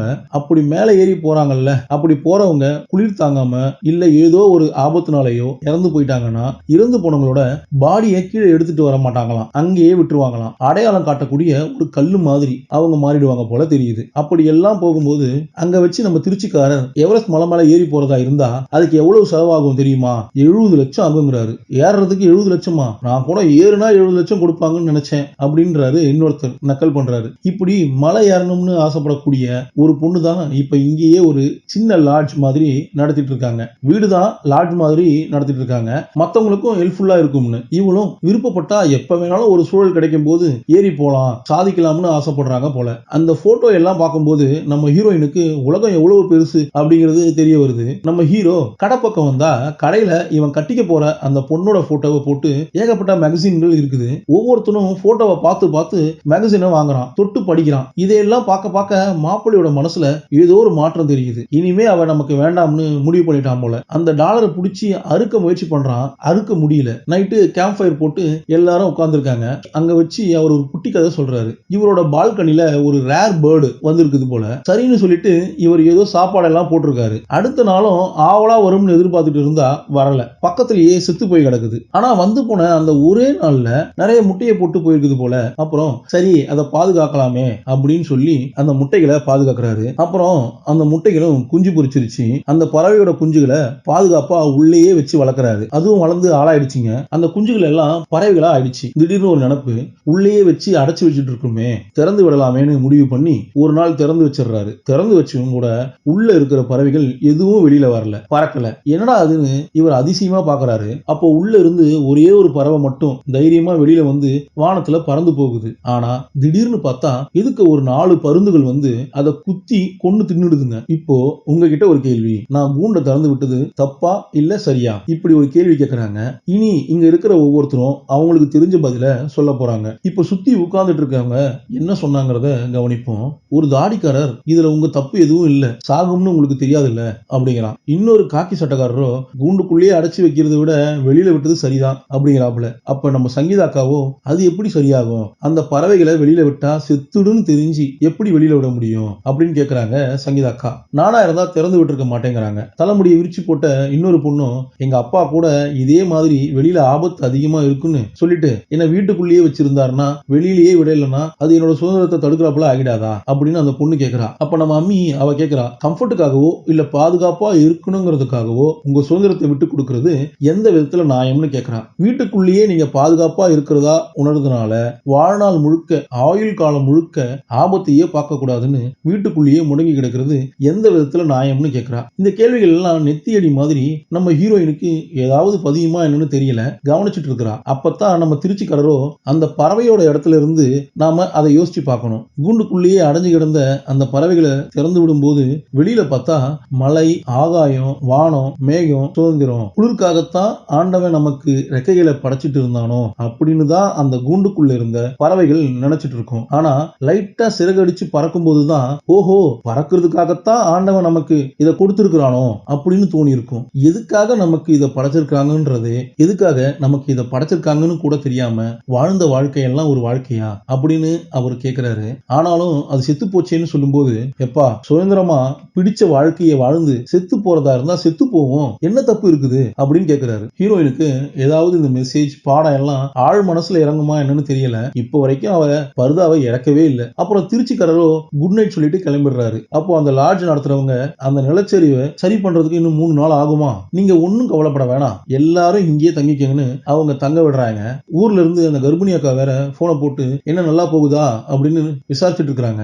நிலச்சரிவு மேட்டர் சொன்னதும் அவங்களுக்கு வருத்தம். பட் பயப்படாத, எப்படியாவது போய் சேர்ந்துருவோன்னு வாக்கு கொடுக்குறான். இந்த பக்கம் பார்த்தா சங்கீதா புருஷன் பிள்ளைகளை சமாளிக்க முடியாம, சமைக்க முடியாம செம்ம டென்ஷன்ல இருக்காப்புல. ஆல்ரெடி லேட்டா போச்சு, ஆட்டோக்காரன் வந்துட்டான் போல தெரியுது, ஒரு 5 நிமிஷம் பிள்ளைகளை ரெடி பண்ணி அனுப்பிச்சிடுறேன் அப்படின்னு பதறிட்டு இருக்கிறான். ட்ரெஸ்ஸை போடுறான்னு சொன்னா அவனுக்கு ட்ரெஸ் போட தெரியாது. போட்டு விடு அப்படின்னு கேட்கறான் பையன். சரின்னு சட்டையை போட்டு விட்டா ஸ்மெல் வருதான், துவைக்கல, சுருங்கி இருக்குதான், அப்பா அயன் பண்ணல. இதுக்கு மத்தியில அந்த பொண்ணு வேற ஜடை எனக்கு போட்டு விடலன்னு கேட்க, உங்க அம்மா ஊருக்கு போகும்போதே போட்டு விட்ட அந்த ஜடைய கடைசி வரைக்கும் அவுக்காம வச்சுக்கன்னு சொன்னேன்ல, கேட்க மாட்டேங்கிறியே அப்படிங்கிறாரு அப்பா. இப்படியே போ, கேட்டா ஃபேஷன் சொல்லு அப்படின்னு அனுப்பிச்சு வச்சிருக்காரு. ஆளுக்கு 2 பேர்கிட்டையும் பணம் கொடுத்து பஜ்ஜி ஏதாவது சாப்பிடு இந்தா அப்படின்னு காசு கொடுக்குறாரு. ஏன்னா லஞ்ச் பண்ணி கொடுக்கல, காசு பத்தலன்னு சொல்லி பொண்ணு காசை கேட்டு வாங்கிட்டு போறா. வேலைக்கார அம்மாவோ, வேலை முடிஞ்சு நான் கிளம்புறாங்கறா, ஏன் உள்ளே வரல, துடைக்கல, கழுவுல, அப்படியே போற அப்படின்னு கேட்டா, நேத்து தான் செஞ்சேன், நாளைக்கு செய்யறேன், நான் வரேன் அப்படின்னு கிளம்பிடுச்சு. சங்கீதாக்கா மட்டும் இருந்தாங்கன்னா செம்ம போடு போட்டிருப்பாங்க, வேலை வாங்கியிருப்பாங்க. உனக்கெல்லாம் என் பொண்டாட்டி தான் சரி, எப்படித்தான் வீட்டை சமாளிச்சாலோ என்னால முடியல, நெஞ்சு படபடக்குது அப்படின்னு நெஞ்ச பிடிக்கிறாரு அவரு. ஓம் சாந்தி ஓம் சாந்திங்கிறாவுல.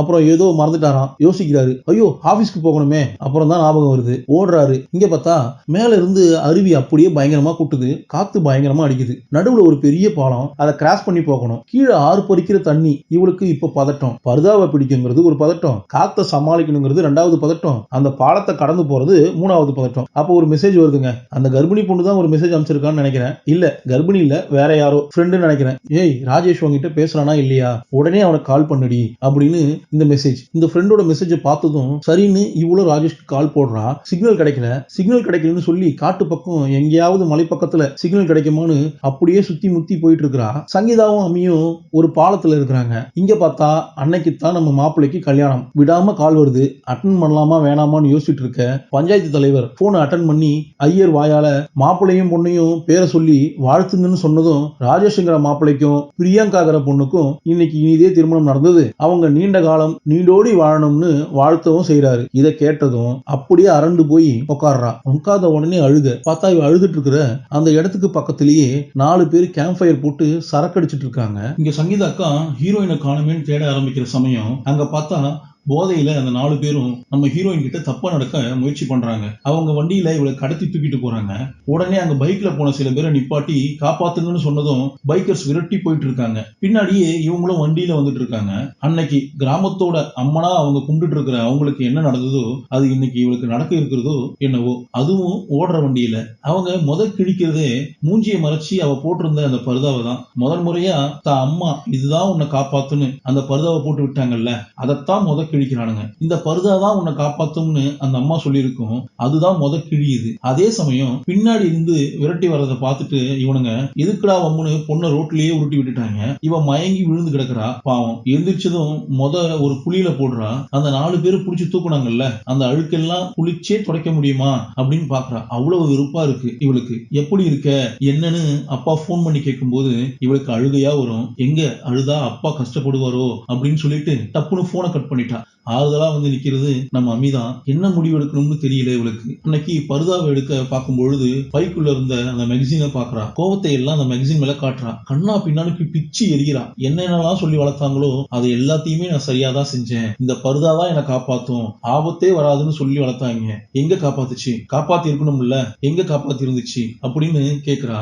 நான் என்னதான் தப்பு பண்ணேன்? நான் தப்பே செய்யலங்கிறத நிரூபணம் பண்றதுக்காக ப்ரூவ் பண்றதுக்காக இவ்வளவு தூரம் வந்திருக்கிறேனே, அதுதான் நான் பண்ண தப்பா அப்படின்னு கேக்குறான். எவனோ ஒருத்தன் என்கிட்டயே கேட்காம என் போட்டோ எடுத்தான். அதுக்கு அந்த அம்மன் ஏன் என்ன தண்டிக்கணும்? என் மேல தப்பு இல்லைன்னு ப்ரூவ் பண்ணதுக்காக இங்க வந்தா 4 வெறி நாய்ங்க இங்க கடிக்க முயற்சி பண்ணுச்சு. எனக்கு மட்டும் ஏன் நடக்கணும்னு அழுகுறா. காத்துல தெரியாதனமா பருதா பறந்தா கூட அது ஏன் தப்புன்னு சொல்றது எந்த விதத்துல நியாயம்னு கேட்டு அழுகுறா. ஜுவாலம்மா கதைகளை பத்தி எல்லாம் அவ கேட்டு கேட்டு வளர்ந்தவ. எல்லாமே தப்பா அப்படின்னு கேட்கும்போது அம்மியும் இல்ல, உனக்கு சொல்லி கொடுத்த அந்த விதம் தான் தப்பு, அந்த கோணம் தான் தப்பு அப்படிங்கிறா. யோசிச்சு பாரு, நீ அம்மனா கும்பிடுற ஜோலம்மா அவ ஒரு வீரத்தாய். 4 ஆம்பளை பசங்களுக்கே வில் விடுறது எப்படின்னு சொல்லி கொடுத்தவர். அந்த காலத்திலேயே வேலைக்கு போயிருக்கிறா. அதுவும் பாருங்க, ஆம்பளைக்கு பண்ற போர் தொழில கத்துக்கிட்டு இருந்திருக்காங்க. வில்வித்தைய போர் வீரர்கள் ஆவதற்கான சிஷ்ய பிள்ளைகளுக்கு சொல்லி கொடுத்துட்டு இருந்திருக்காங்க. அப்பேற்பட்ட ஒரு புரட்சி பொண்ணுதான் பருதா போட்டு திரியணும்னு சொல்லியிருப்பாங்களா நீ நினைக்கிறியா அப்படின்னு சங்கீதா அக்கா கேட்கும் பொழுது நியாயமான கேள்வியா தெரியுது. அதை விட இவ்வளவு கூத்து நடக்கும் போது அவங்க நரமாச கர்ப்பிணியா இருக்கும் போதே இவ்வளவு வீர தீர செயல்களை செய்யறவங்க கர்ப்பிணியா இல்லாதப்போ இன்னும் எவ்வளவு செஞ்சிருப்பாங்க. அதே மாதிரி நிறமாச கர்ப்பிணியா இறந்து போனவங்க குழந்தைகளை எப்படி பழி வாங்குவாங்க? அதுவும் வயிற்றுக்குள்ள இருக்கிற கருவை போய் எப்படி பழி வாங்குவாங்க? கேட்கறதெல்லாம் நியாயமான கேள்விதான். அப்போ என்னால பிரெக்னண்டா இருக்கிற அந்த கிராமத்து பொண்ணுக்கு எதுவும் ஆகாது இல்ல, குழந்தை நல்லபடியா பிறக்கும்ல அப்படின்னு கேட்கும் பொழுது கண்டிப்பா பிறக்கும். பருதா போட்டா பாதுகாப்புன்னு அதைத்தான் கிழிச்சாங்க. காப்பாத்துச்சா? பருதா போடலன்னா குழந்தை இறக்குங்கிற அதுக்கு பயந்துகிட்டு பருதாவை விளக்குன பல பெண்களை பலி கொடுத்துட்டு இருக்கீங்க கிணத்துக்கு. அப்படி பலி கொடுத்ததுனால தானே அடுத்து பிறந்த குழந்தைகள் எல்லாம் நல்லபடியா பிறந்தது அப்படிங்கிறா நம்ம ஹீரோயின். பலி கொடுக்காம சில பெண்களை விட்டுத்தான் பாருங்களேன். அப்படி பலி கொடுக்காம விடும்போது பிறக்கிற குழந்தை நல்லபடியா பிறக்குதா இல்லையான்னு அடுத்து நீங்க செக் பண்ணி இருக்கணும்ல. பலி கொடுக்காம அந்த பெண்களை விட்டு பார்த்து அடுத்து பிள்ளைகள் எல்லாம் நல்லபடியா பிறந்திருந்தா அப்ப அது மூட நம்பிக்கை தானே. அதுக்கு ஒரு வாய்ப்பு நீ கொடுத்து பார்க்கலாமே. உன் நம்பிக்கையே ஒரு தடவை நீ கேள்வி கேளு அப்படிங்கிற அம்மியும் சங்கீதக்காவும் கரெக்டா சொல்றாங்க. ஆச்சாரம்ங்கிற பேர்ல பாரம்பரியம்ங்கிற பேர்ல கண்ணுக்கு தெரியாத எவ்வளவோ பருதாக்களை நம்ம மேல இந்த ஆம்பளைங்க போட்டுக்கிட்டு தான் இருக்காங்க. அதை எல்லாத்தையும் தாண்டி உன் வாழ்க்கைய உனக்கு பிடிச்சா போல சுதந்திரமா வாழு, அப்பாக்காக புருஷனுக்காக பிள்ளைக்காகன்னு இல்ல உனக்காக வாழுன்னு அட்வைஸ் போட்டுட்டு இருக்காங்க. இது எல்லாம் நெத்தியில் அடிச்சாப்புல இவளுக்கு நல்லா இறங்கிருக்கும்னு நினைக்கிறேன். அடுத்த நாள் போயிட்டு இருக்கும்போது காத்துல பறந்துடக்கூடாதுன்னு எப்பவுமே பிடிச்சிட்டு இருக்கிற அந்த பருதாவை முறையா அவ அன்னைக்கு பிடிக்கல. முறையா காத்த ஃபீல் பண்ண ஆரம்பிக்கிறா. காத்த கண்டாலே பறந்து போயிடுமோ பருதான்னு பயந்துகிட்டு இருந்தவன் முறையா காத்த ஃபீல் பண்ணி பருதாவை விடுறா. பருதா பறந்து போயிடுச்சு. முறையா அதுக்கு சந்தோஷப்படுறா. கூண்டுக்குள்ள அடப்பட்டு கிடந்த கிளி ஒண்ணு சுதந்திரமா வெளியில பறக்கிறாப்புல அவ்வளவு சுதந்திரமா இருக்கிறா. மாடர்ன் ட்ரெஸ் எல்லாம் போட்டு பார்த்தா எப்படி இருக்குன்னு பார்த்துட்டு இருப்பா ரகசியமா. வேணா எடுத்து போட்டுக்கோன்னு கூட அம்மி சொல்லிட்டா. எனக்கு இந்த ட்ரெஸ் எல்லாம் பிடிக்கல அப்படின்னுவா. இங்க பாரு, உன் ட்ரெஸ் நான் போட்டுக்கிறேன், சவால் என் ட்ரெஸ் நீ போட்டுப்பியா அப்படின்னு அம்மி வம்புக்குனே கேட்க சரின்னு சவால் ஏத்துக்கிட்டு 2 பேரும் மாத்தி மாத்தி ட்ரெஸ் போட்டுக்கிறாங்க. நல்ல சேலஞ்சில. சோ ஒரு தடவை போட்டு பழகுனதுனால அடுத்து சரின்னு இவன் மாடர்ன் ட்ரெஸ் பண்ண ஆரம்பிக்கிறா. இங்கேயும் பாத்தீங்கன்னா பெருசா அவளோட பெரிய பேனர் போட்டிருக்காங்க. கூட சுத்திக்கிட்டே இருக்கிற நம்ம ட்ரக்கர்ஸ் கூட ஏய் நீ செலிபிரிட்டியா அப்படிங்கிறப்பல பாக்குறானுங்க. ஆச்சரியமா பாக்குறானுங்க. ஸ்விம்மிங் பூல்ல அடுத்து விளையாண்டுட்டு இருக்கும்போது இப்ப அந்த நிலச்சரிவு பிரச்சனை சரியாயிடுச்சான். கேமராமேனை போய் பார்க்கணுமான்னு கேட்க இப்ப அவரை போய் பார்க்கணும் பேசணும்னு எனக்கு தோணலங்கிறா. போய் பார்த்துட்டா எல்லாம் முடிஞ்சு போயிடும். இன்னும் கொஞ்ச நாள் எனக்கு இங்கேயே இருக்கணும் போல தோணுதுங்கிறா. நீ ஏன் போனோம்னு சொன்னா கூட நான் உன்னை விட மாட்டேங்கிறா அமி. நல்ல பெஸ்ட் ஃப்ரெண்ட் ஆயிட்டாங்க போல தெரியுது. அப்புறம் பசங்களோட சேர்ந்து ரொம்ப நாளைக்கு பிறகு சின்ன பிள்ளைப்போ விளையாண்டது. வயசுக்கு வந்த பொண்ணு விளையாடக்கூடாது அப்படி இப்படின்னு சொல்லி முடக்கி வச்சிருப்பாங்க. அதையெல்லாம் தாண்டி அதையெல்லாம் உடைச்சு எரிஞ்சு இன்னைக்கு விளையாடுறா. ஏமாத்துறீங்கன்னு சொல்லி கூட சண்டை போடுறா. பார்த்தா நம்ம போட்டோகிராஃபர் எடுத்த அந்த போட்டோ ரொம்ப ஃபேமஸ் ஆயிடுச்சு போல. இன்டர்வியூ ஏதோ எடுத்திருக்காங்களா இல்ல இவரே வீடியோ ரெடி பண்ணி அனுப்பிச்சிருக்காரான்னு தெரியல. அதுல அவர் ரொம்ப தெளிவா எழுதியிருக்கிறாரு. ஒரு அரிதான பறவைய போட்டோ எடுக்கிறதுக்காக நான் முயற்சி பண்ணும் பொழுது ஒரு அழகான பொண்ணை பார்த்தேன். அடிச்ச காத்துல அவ போத்தி இருந்த அந்த பருதா விலகிடுச்சு. அந்த நொடி முதல் முறையா பறவைகளையும் விலங்குகளையும் போட்டோ எடுத்துக்கிட்டு இருந்தவன் அந்த அழக ஒரு தடவை போட்டோ எடுக்கணும்னு தோணுச்சு. அந்த மொமெண்ட் நான் கேட்ச் பண்ணேன். போட்டோ எடுத்துட்டேன். அப்பயே எனக்கு தெரியும் நான் எடுத்த போட்டோஸ்லயே இதுதான் மாஸ்டர் பீஸ், த பெஸ்ட் போட்டோன்னு எனக்கு தெரிஞ்சிருச்சு அப்படிங்கிறாரு. அந்த போட்டோவை அவகிட்ட காட்டி அவளோட ஒப்புதலையும் வாங்கிட்டு தான் இதெல்லாம் ரிலீஸ் பண்ணணும்னு நினைச்சேன். ஆனா அவளை என்னால கண்டுபிடிக்கவே முடியல. ஆனா சில நாட்களுக்கு முன்னாடி என்னோட பர்சனல் மெசேஜ் செக் பண்ணும்போது தான் எனக்கு தெரிஞ்சது நான் பண்ணது எவ்வளவு பெரிய தப்புன்னு. அவளுக்கு தெரியாம அவளை எடுத்து அந்த போட்டோ அவளோட வாழ்க்கையே புரட்டி போட்டுச்சு அப்படின்னு. அப்பதான் எனக்கு தெரிஞ்சது அவளோட லைஃபே ஸ்பாயில் ஆயிடுச்சுன்னு. அவ என்னை கண்டுபிடிக்கிறதுக்காக ரொம்ப முயற்சி பண்ணியும் இன்னும் போராடிட்டு இருக்கிறா அப்படிங்கறதையும் எனக்கு தெரிஞ்சது. எனக்கு அந்த பொண்ணு கிட்ட என்ன சொல்லணும்னு எனக்கு தெரியல. மன்னிச்சுக்கோ, உன் பர்மிஷன் இல்லாம போட்டோ எடுத்துட்டேன், மன்னிச்சுக்கோ. உனக்கு நடக்கிற இந்த பிரச்சனைகளுக்கும் மன்னிப்பு கேட்கிறேன், மன்னிச்சுக்கோ. இந்த பிரச்சனைகள்ல இருந்து உன்னை காப்பாற்ற முடியும்னா அதுக்கு நான் என்ன வேணாலும் செய்யறதுக்கு தயாரா இருக்கிறதா சொல்றாரு. அவர் ரொம்ப ஃபேமஸான போட்டோகிராஃபர் போல. அவரே இப்படி வீடியோ ரெடி பண்ணி அனுப்பிச்சிருக்கு. அதை கேட்டதும் ஒரு மாதிரி ஆயிட்டா. சங்கீதா கேட்பாங்க இப்ப என்ன பண்றதா முடிவு எடுத்திருக்கிற அப்படின்னு. இதுக்கு மேல நாம இங்க இருக்க வேண்டிய அவசியம் இல்ல, நாம உடனே திரும்பி போயிடலாம் அப்படிங்கிறா. அதை கேட்டதும் அம்மிக்கு கோவம். இருட்டுன்னு கிளம்பி போயிடுறா கீழே. அப்படி வண்டி ஓட்டிட்டு போயிட்டு இருக்கும்போது எதிர்க்க ஒரு ஆம்பளை பசங்க சில பேர் என்ன ஆம மாதிரி வண்டி ஓட்டுறேன்னு ஓவர்டேக் பண்ணி போவானுங்க. பொம்பளை பிள்ளைங்க அப்படிதான் ஓட்டுவாங்கன்ட்டு போவாங்க. வரும் பாருங்க இவளுக்கு கோவம். அவங்க எப்படி எப்படி சொல்லலாம்னு அவங்கள ஓவர்டேக் பண்ண முயற்சி பண்றா. பின்னாடியே விடாம ஆரன் அடிச்சுக்கிட்டே விரட்டுவா. பின்னாடி சங்கீதாக்காவுக்கோ பயம். வேண்டாம் வேண்டாம்னு கத்திக்கிட்டு இருக்காங்க. ஒரு இடத்துல அவங்கள ஓவர்டேக் பண்ணி காட்டிடுவா. உனக்கு என்ன பைத்தியமானு கத்திக்கிட்டே அவங்க போயிடுவானுங்க. இவ பிரேக் போட்ட இடத்துக்கு அடுத்து பாத்தீங்கன்னா ரோடே இல்ல. உள்ள விழுந்து சாக வேண்டியதுதான். நல்ல வேலை கரெக்டான சமயத்துல பிரேக்க போட்டா. சங்கீதாக்காவுக்கு தலை சுத்தி ஒரு மாதிரி ஆயிடுச்சு. அந்த பக்கம் மிலிட்டரியில வேலை பார்க்க ஒருத்தவங்க வருவாங்க. அவங்களோட போஸ்டிங் என்ன ஏதுன்னு தெரியல. இந்த நிலைமையில நீங்க கஷ்டப்பட்டு டிராவல் பண்ண வேணாம், என் கூட வந்து தங்குங்கன்னு தான் வீட்டுக்கு கூட்டிட்டு வராங்க. தண்ணி கொடுத்துட்டு இது உங்க வீடு மாதிரி நினைச்சுக்கீங்கன்னு போறாங்க அவங்க. அப்புறம் மன்னிப்பு கேட்கறா. ரொம்ப ரூடா என்கிட்ட பேசுனதுனால ஒரு மாதிரி கோவப்பட்டுட்டேன், மன்னிச்சுக்கன்னு சங்கீதா கிட்ட மன்னிப்பு கேட்கறா. அடிபடாம போனதுனால சரியா போச்சு, என்னதான் இருந்தாலும் நீ பண்ணது தப்பு தான் அப்படி இப்படி நம்ம ஹீரோயின் சண்டை போட ஆரம்பிக்க அவ லைட்டா அழுக ஆரம்பிக்கிறா. அக்காவுக்கு நடந்ததுதான் தப்பு, ஆனா நான் பண்ணது சரி, இந்த ஆம்பளைங்களோட போட்டி போட்டது சரி, இந்த ஆம்பளைங்களாலதான். ஆமா இவளுக்கு கிடைக்க வேண்டிய அந்த ப்ரமோஷன் கிடைக்காம போச்சு இல்ல, 8 வருஷம் போராட்டம் கடைசியில வீணா போச்சு இல்ல. காரணம் தான் ஒரு பொண்ணுங்கிற ஒரே காரணத்துக்காக அந்த கூத்த சொல்லி அழுகிறா, வருத்தப்படுறா. இப்படி இவங்க கிட்ட பேசிட்டு இருக்கிறதெல்லாம் உள்ள இருக்கிற அந்த மிலிட்டரி பொண்ணு கேக்குறாங்க. அவங்க மேஜரா என்னன்னு தெரியல.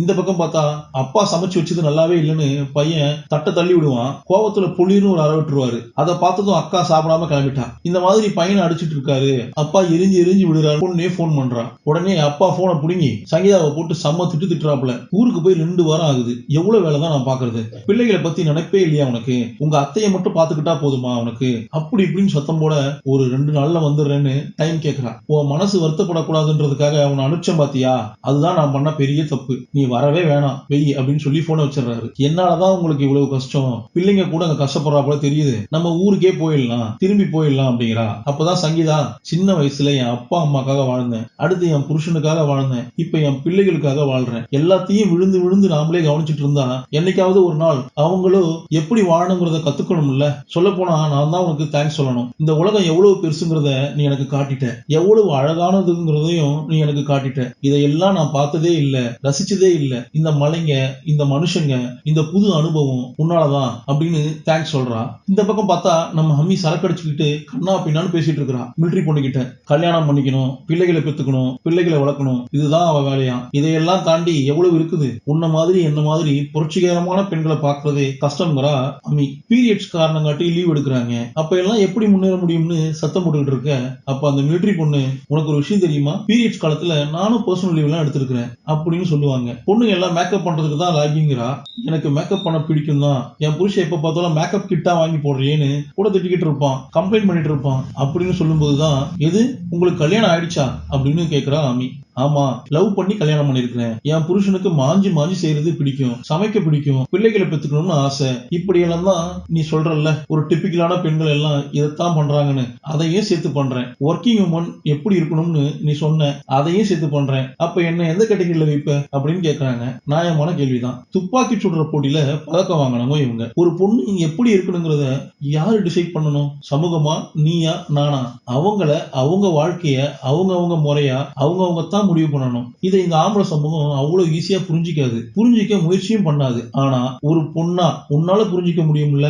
உலகத்துல இருக்கிற எல்லா ஆம்பளைங்களையும் திருத்த முடியாது. ஒருத்தனை கட்டிக்கிட்டு பக்கத்திலேயே வச்சுக்கிட்டு அவனையாவது திருத்தலாம்ல, முயற்சி பண்ணலாம்ல அப்படின்னு அட்வைஸ் பண்ணிட்டு இருக்காங்க. நல்லாத்தான் இருக்குல்ல. இந்த பக்கம் சரக்கு அடிச்சுக்கிட்டு வந்தவ நம்ம ஹீரோயினை பார்த்து சாரி மன்னிச்சுக்கோ மன்னிச்சுக்கோன்னு மன்னிப்பு கேட்டுக்கிட்டே இருக்கிறா. சங்கீதா அக்கா கிட்டையும் ஆல்ரெடி மன்னிப்பு கேட்டு வந்துட்டுதா சொல்லி நல்லா தூங்கிட்டா அமி. அப்புறம் இவளையும் கட்டி பிடிச்சிட்டு தான் தூங்குறா. அடுத்து பார்த்தா புருஷன் கிட்ட இருந்து காலு. சரின்னு அட்டன் பண்ணிட்டா.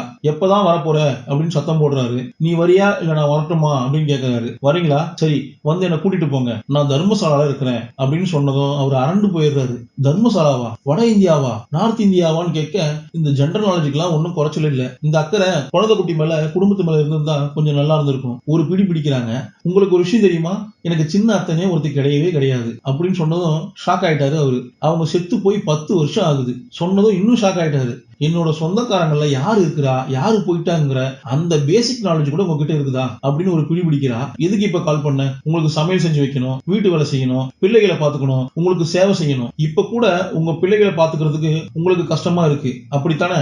அது உங்க வீடு, அவங்க உங்க பிள்ளைங்க. நான் வர்றதுக்குள்ள எல்லாத்தையும் பாத்துக்கிறதுக்கு கத்துக்குங்க, குறைந்தபட்சம் கத்துக்குவாது செய்யுங்க அப்படின்னு சொல்லிட்டு போனை கட் பண்ணிருவா. இவன் எப்படி தர்மசாலா போயிருப்பான்னு புருஷனுக்கு ஷாக்கு. சம ஒரு புடி பிடிச்சிட்டு தான் நினைச்சு சங்கீதா அக்கா ரொம்ப சந்தோஷமா இருக்கிறாங்க. ஆனா அதே சமயம் ஊர் பக்கம் பார்த்தா அந்த கர்ப்பிணியா இருந்த அக்காவுக்கு பிரசவ வலி வந்துருச்சு. பிரசவ வலியில கத்துறாங்க. கோயில்ல பூஜை நடந்துட்டு இருக்குது. இந்த பக்கம் பார்த்தா ஊர்ல இருக்கிற ஆம்பளைங்க எல்லாம் சேர்ந்து நம்ம ஹீரோயினோட அப்பனை போட்டு ஒரு புடி பிடிக்கிறாங்க. உன் பொண்ணு பண்ண கூத்தால என்ன நடந்துச்சுன்னு பாத்தியா அப்படி இப்படின்னு கேக்குறாங்க. மறுபடியும் நம்ம ஊருக்கு சாபம் வந்துரும் போல, பயமா இருக்குன்னு புலம்பிட்டு இருக்கிறாங்க. அந்த கர்ப்பிணி பெண்ணோட வீடு தேடி வந்திருக்கிறாரு பெரியவர். ஆனா வீட்டு வாசலுக்குள்ள காலை வைக்காத அப்படின்னு சத்தம் போடுறான் புருஷங்காரன். உன் பொண்ணு எங்க இருந்தாலும் இப்ப வந்தாகணும், இப்பயே வந்தாகணும் அப்படின்னு சத்தம் போடுறான் புருஷன். போன் பண்ணி வர சொல்லுன்னு பஞ்சாயத்து தலைவரும் பிரச்சனை பண்றாரு. போன் பண்ணியும் அப்பாவும் பேசிட்டார் போல.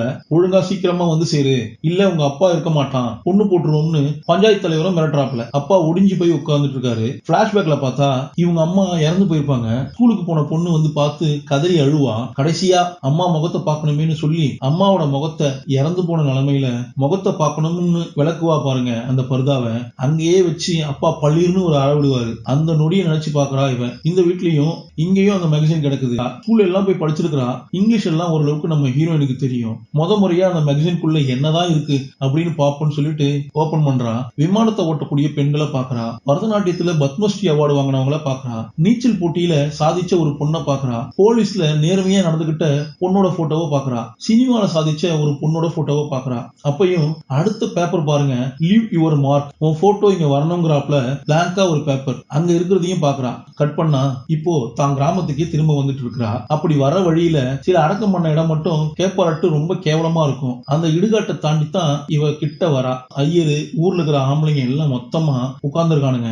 இந்த தடவை பர்தா போடாம வந்திருக்கா. அமி கூட வேணாம், ரிஸ்க், பொண்ணு போட்டுருவாங்க உன்ன, பர்தாவோட இறங்கணும் கூட அமி சொல்லி பார்த்துட்டா. ஆனா கேள்வி கேளுன்னு நீ தானே சொல்லி கொடுத்த, இதுதான் ஒரே வழி, இத பண்ணித்தான் ஆகணும் அப்படிங்கிறா அவ. வேண்டாம் ரிஸ்க், வேணாம் அப்படின்னு சங்கீதா அக்காவும் சொன்னா கூட இவ கேட்கல. என்ன ஆயிட போகுது, ஒருவேளை பிரசவத்துல குழந்தை இறந்து பிறந்துச்சுன்னா என்ன கிணத்துல தள்ளி விட்டு கொள்ளுவாங்க, பரவாயில்ல, செத்து போறதுக்கு நான் தயார். ஆனா அதை தாண்டி குழந்தை நல்லபடியா பிறந்துருச்சுன்னா இனி இந்த கிராமத்துல எந்த ஒரு பொண்ணும் பருதா போட வேண்டிய அவசியம் இல்ல. எனக்கு கிடைச்ச சுதந்திரம் இந்த கிராமத்து பொண்ணுங்களுக்கும் கிடைக்கணும், இதை நான் செஞ்சுதான் ஆகணும் அப்படின்னு முடிவு பண்றா. எது நடந்தாலும் தடுக்காதீங்க, அமைதியா இருங்க, குறுக்க வர வேணாம் அப்படின்னு வாக்கும் கேட்கிறா. கிராமத்துக்கு மத்தியில பருதா இல்லாம காரை விட்டு வெளியில இறங்குறா. உள்ள பிரசவ வெளியில வழியில அந்த கர்ப்பிணி பெண்ணு அங்க துடிச்சிட்டு இருக்க, வெளியில இவ பருதா இல்லாம ஊருக்கு மத்தியில கெத்தா நடந்து வரா. பருதா போட்டு மூடி இருக்கிற நிறைய பெண்கள் அதை ஆச்சரியமா பாக்குறாங்க. பருதாவோட பல ஆம்பளைங்க என்னடா இவ அப்படின்னு பாக்குறாங்க. அப்படியே ஸ்லோ மோஷன்ல அவ நடந்து வரத பார்க்கும்போது பயங்கரமா இருக்கும். இதே ஊர்லதான் வெள்ளை புடவை கட்டி இவளை பலி கொடுக்கறதுக்காக அன்னைக்கு கூட்டிட்டு போனாங்க. அப்ப பருதாவோட போயிருப்பா. இன்னைக்கு புரட்சிகரமா வரா. நம்ம ராஜேஷ் கூட என்ன நடக்குதுன்னு வெளியில எட்டி பார்க்க வரான். பொண்டாட்டி காட்டுறா, அங்க பாருங்களேன் அப்படிங்கிறாப்புல. உடனே அவனுக்கும் ராஜேஷ்க்கும் கோவம் வருது. இங்க அந்த புது பொண்ணு இருக்கால, அவ்வளவு மேட்டர் கேள்விப்பட்டு பருதாவோட வேகமா ஓடியாரான். கடைசியா இந்த ஊர்ல பருதா போட்டது அந்த பொண்ணு தான். அங்க பார்த்தா பிரசவம் பார்த்துட்டு இருக்கும் போது அந்த பொண்ணு திடீர்னு மயங்கிடுச்சு. நம்ம ராஜேஷ் சி அப்படின்னு சொல்லி பொண்டாட்டிய உள்ள தள்ளி கேட்ட சாத்துறான். ஒரு சின்ன பையன் இவ இப்படி போறது பார்த்துட்டு வேகமா ஓடுறான். இங்க பார்த்தா ஒரு பாட்டிமா அழுகுது. உள்ள குழந்தையோட அசையவே தெரியல, ஜோலம்மாவோட சாபம் திரும்ப வந்துருச்சோன்னு தெரியல அப்படின்னு சொல்லி அழுகுறாங்க. அந்த பையன் ஓடியாந்து பருதா இல்லாம ஊருக்கு மத்தியில சுப்பு நடந்து வரா அப்படின்னு சொல்லும் போது ஊர் தலைவர் ஐயர் எல்லாம் கோவப்படுவானுங்க. எது பருதா இல்லாம ஊருக்கு மத்தியில வராலாம், என்னையா பிள்ளைய பத்தி வச்சிருக்க அப்பன்னு திட்டுறாங்க. அப்பனுக்கும் கோவம் வருது. உள்ள பார்த்தா எந்திரி, கண்ணை முழிச்சு பாரு, கண்ணை முழிச்சு பாருன்னு அந்த சத்தம் கேட்டுக்கிட்டே இருக்குது புருஷனுக்கு. பொண்டாட்டி செத்துட்டாலோ புள்ள செத்துருச்சோன்னு நினைச்சிட்டு அம்மா அம்மான்னு தரைய தட்டிக்கிட்டு அழுதுகிட்டு இருக்கிறான் அந்த புருஷன். கோவத்துல செங்கலை எடுத்துக்கிட்டு கிளம்புறான். அவன் கரெக்டா செங்கலை எடுத்துக்கிட்டு அவன் கிளம்பும் போது இந்த பக்கம் பிரசவ வலி மறுபடியும் வந்துருச்சு. அந்த கர்ப்பிணி பொண்ணு முழிச்சிட்டா. இங்க அப்பாவோ ஊருக்கு முன்னாடி முதலா முந்திக்கிட்டு போய் பிள்ளைய அரையிறது அப்பந்தான். அரைஞ்சி பருதாவை போட்டு விடுவான். செங்கலோட அங்க புருஷனால விரட்டிட்டு வரான். அப்பா போத்துன அந்த பருதாவை மறுபடியும் வீசி எறிகிறா இவ. அங்க ஒரு வழியா குழந்தை உயிரோட நல்லபடியா பிறந்துச்சுங்க. அப்பாவையும் தாண்டி பருதா இல்லாம கடந்து போறா. உன்னை கொல்லாம விட மாட்டேன்னு செங்கல் எடுத்து அடிக்கும் போது குழந்தை பிறந்துருச்சு, குழந்தை நல்ல ஆரோக்கியமா இருக்குதுன்னு அந்த நல்ல செய்தியும் வருது. நல்ல வேலை செத்து மட்டும் போச்சுன்னு சொல்லியிருந்தாங்க, நம்ம ஹீரோயினை அடிச்சே கொண்டு போட்டிருப்பாங்க. ஊர்க்காரங்க எல்லாம் ஷாக். பருதா போடாம சுத்தினா மூஞ்சியை காட்டினா குழந்தை செத்து பிறக்கும்னு சொன்னது பொய் ஆயிடுச்சு. ஜோலம்மாவுக்கு அவ ஒரு வணக்கத்தை வைக்க ஊர்க்காரங்களும் வணக்கத்தை வைக்கிறாங்க, ஒட்டுமொத்த ஊர்க்காரங்களும். அப்ப இவ்வளவு நாளா நாம நம்பிக்கிட்டு இருந்தது நம்பிக்கை இல்லையா, அது மூட நம்பிக்கையா? ஏதோ சில பேர் நடக்கிற விஷயத்த தப்பான கோணத்துல பார்த்து அவங்க ஒரு கதை கட்ட அது இங்க கலாச்சாரமா மாறி போயிடுச்சு. கோயிலுக்கு போனவ முத வேலையா நெருப்பை எடுத்துட்டு அந்த அம்மனை யாரும் பார்க்க கூடாதுன்னு சுத்தி பருதா துணியாலேயே முழுக்க அந்த சிலையை மறைச்சு வச்சிருப்பாங்க. அதை மொத்தமா பத்த வைக்கிறான். சிலைக்கு ஒண்ணாகாது, சுத்தி இருக்கிற அந்த பருதா துணி தான் எரிஞ்சு போகும். அப்படி அந்த பருதா துணிகளை எரிஞ்சு போய் ஜோலம்மாவோட முகத்தை அன்னைக்குத்தான் அந்த ஊர்ல இருக்கிற அத்தனை ஜனங்களும் பாக்குறாங்க. இப்போ ஊர்ல இருக்கிற பொண்ணுங்களை பருதா இல்லாம பார்க்க கூடாதுன்னு சொன்ன ஆம்பளைங்க எல்லா பேருமே இப்ப அந்த சாமியவே பருதா இல்லாம பாத்துட்டாங்க. இனிமே அந்த ஊர்க்கார பொண்ணுங்க பருதா போட்டா என்ன போடலாம் என்ன அப்படின்ற நிலைமைக்கு மாறி போச்சு. சோ அத்தனை பேருமே பருதாவை விளக்கிடுறாங்க. அந்த புது பொண்ணு உட்பட எல்லா பேருமே ஜோலம்மாவை கும்பிட அந்த கர்ப்பிணி பொண்ணோட புருஷன் ஆரோக்கியமா பிறந்த அந்த குழந்தைய கொண்டு வந்து நம்ம ஹீரோயின் கையில ஒப்படைக்கிறான். இப்ப பிறந்த அந்த குழந்தை கூட ஒரு பெண் குழந்தை தானா. நம்ம ஹீரோயினோட அந்த போராட்டம் இப்ப பிறந்த அந்த கருவுக்கும் சேர்த்துதான். ஒரு காலத்துல எல்லாம் நிறைய புத்தகத்தை படிக்க சொல்லி நிறைய அட்வைஸ் பண்ணியிருப்பாங்க. அப்படி புத்தகங்கள் எல்லாம் படிக்கிறவங்க தான் கொஞ்சம் புதுமையாவும் புரட்சிகரமாவும் யோசிக்கக்கூடியவர்களா இருப்பாங்க. இப்ப எல்லாம் யாருங்க புத்தகத்தை படிக்கிறாங்க? புத்தகத்தை படிக்கிறோமோ இல்லையோ இந்த வித புரட்சிகரமான சிந்தனைகளுடைய படங்களை தாராளமா பார்க்கலாம். கொஞ்சம் நாமளும் அதை ஃபீல் பண்ணணும். உலகம் ரொம்ப பெருசு. நிறைய பேரு அவங்க இருக்கிற அந்த தம்மாத்துண்டு குக்கிராமத்தை, அந்த தம்மாத்துண்டு ஊரத்தான் உலகம்னு நினைச்சுக்கிட்டு இருக்கிறாங்க. அதுக்குள்ளேயே அவங்க உலகத்தை ரொம்ப சுருக்கிடுறாங்க. உலகம் எவ்வளவு பெருசு, எவ்வளவு விசாலமா பறந்து கிடக்குது. வட்டத்தை தாண்டி வெளியில வந்து பார்த்தாதான் அது எப்பேற்பட்ட பெருசுங்கிறது தெரியும். இல்லைன்னா கிணத்து தவளை மாதிரி அந்த தம்மாத்துண்டு ஒரு உலகத்துக்குள்ளேயே நீங்க வாழ வேண்டியது இருக்கும். நல்ல படம்ல வேற ஒரு நல்ல படத்துல நம்ம சந்திப்போம். சப்ஸ்கிரைப் பண்ணுங்க, தொடர்ந்து சப்போர்ட் பண்ணுங்க. நன்றி, வணக்கம்.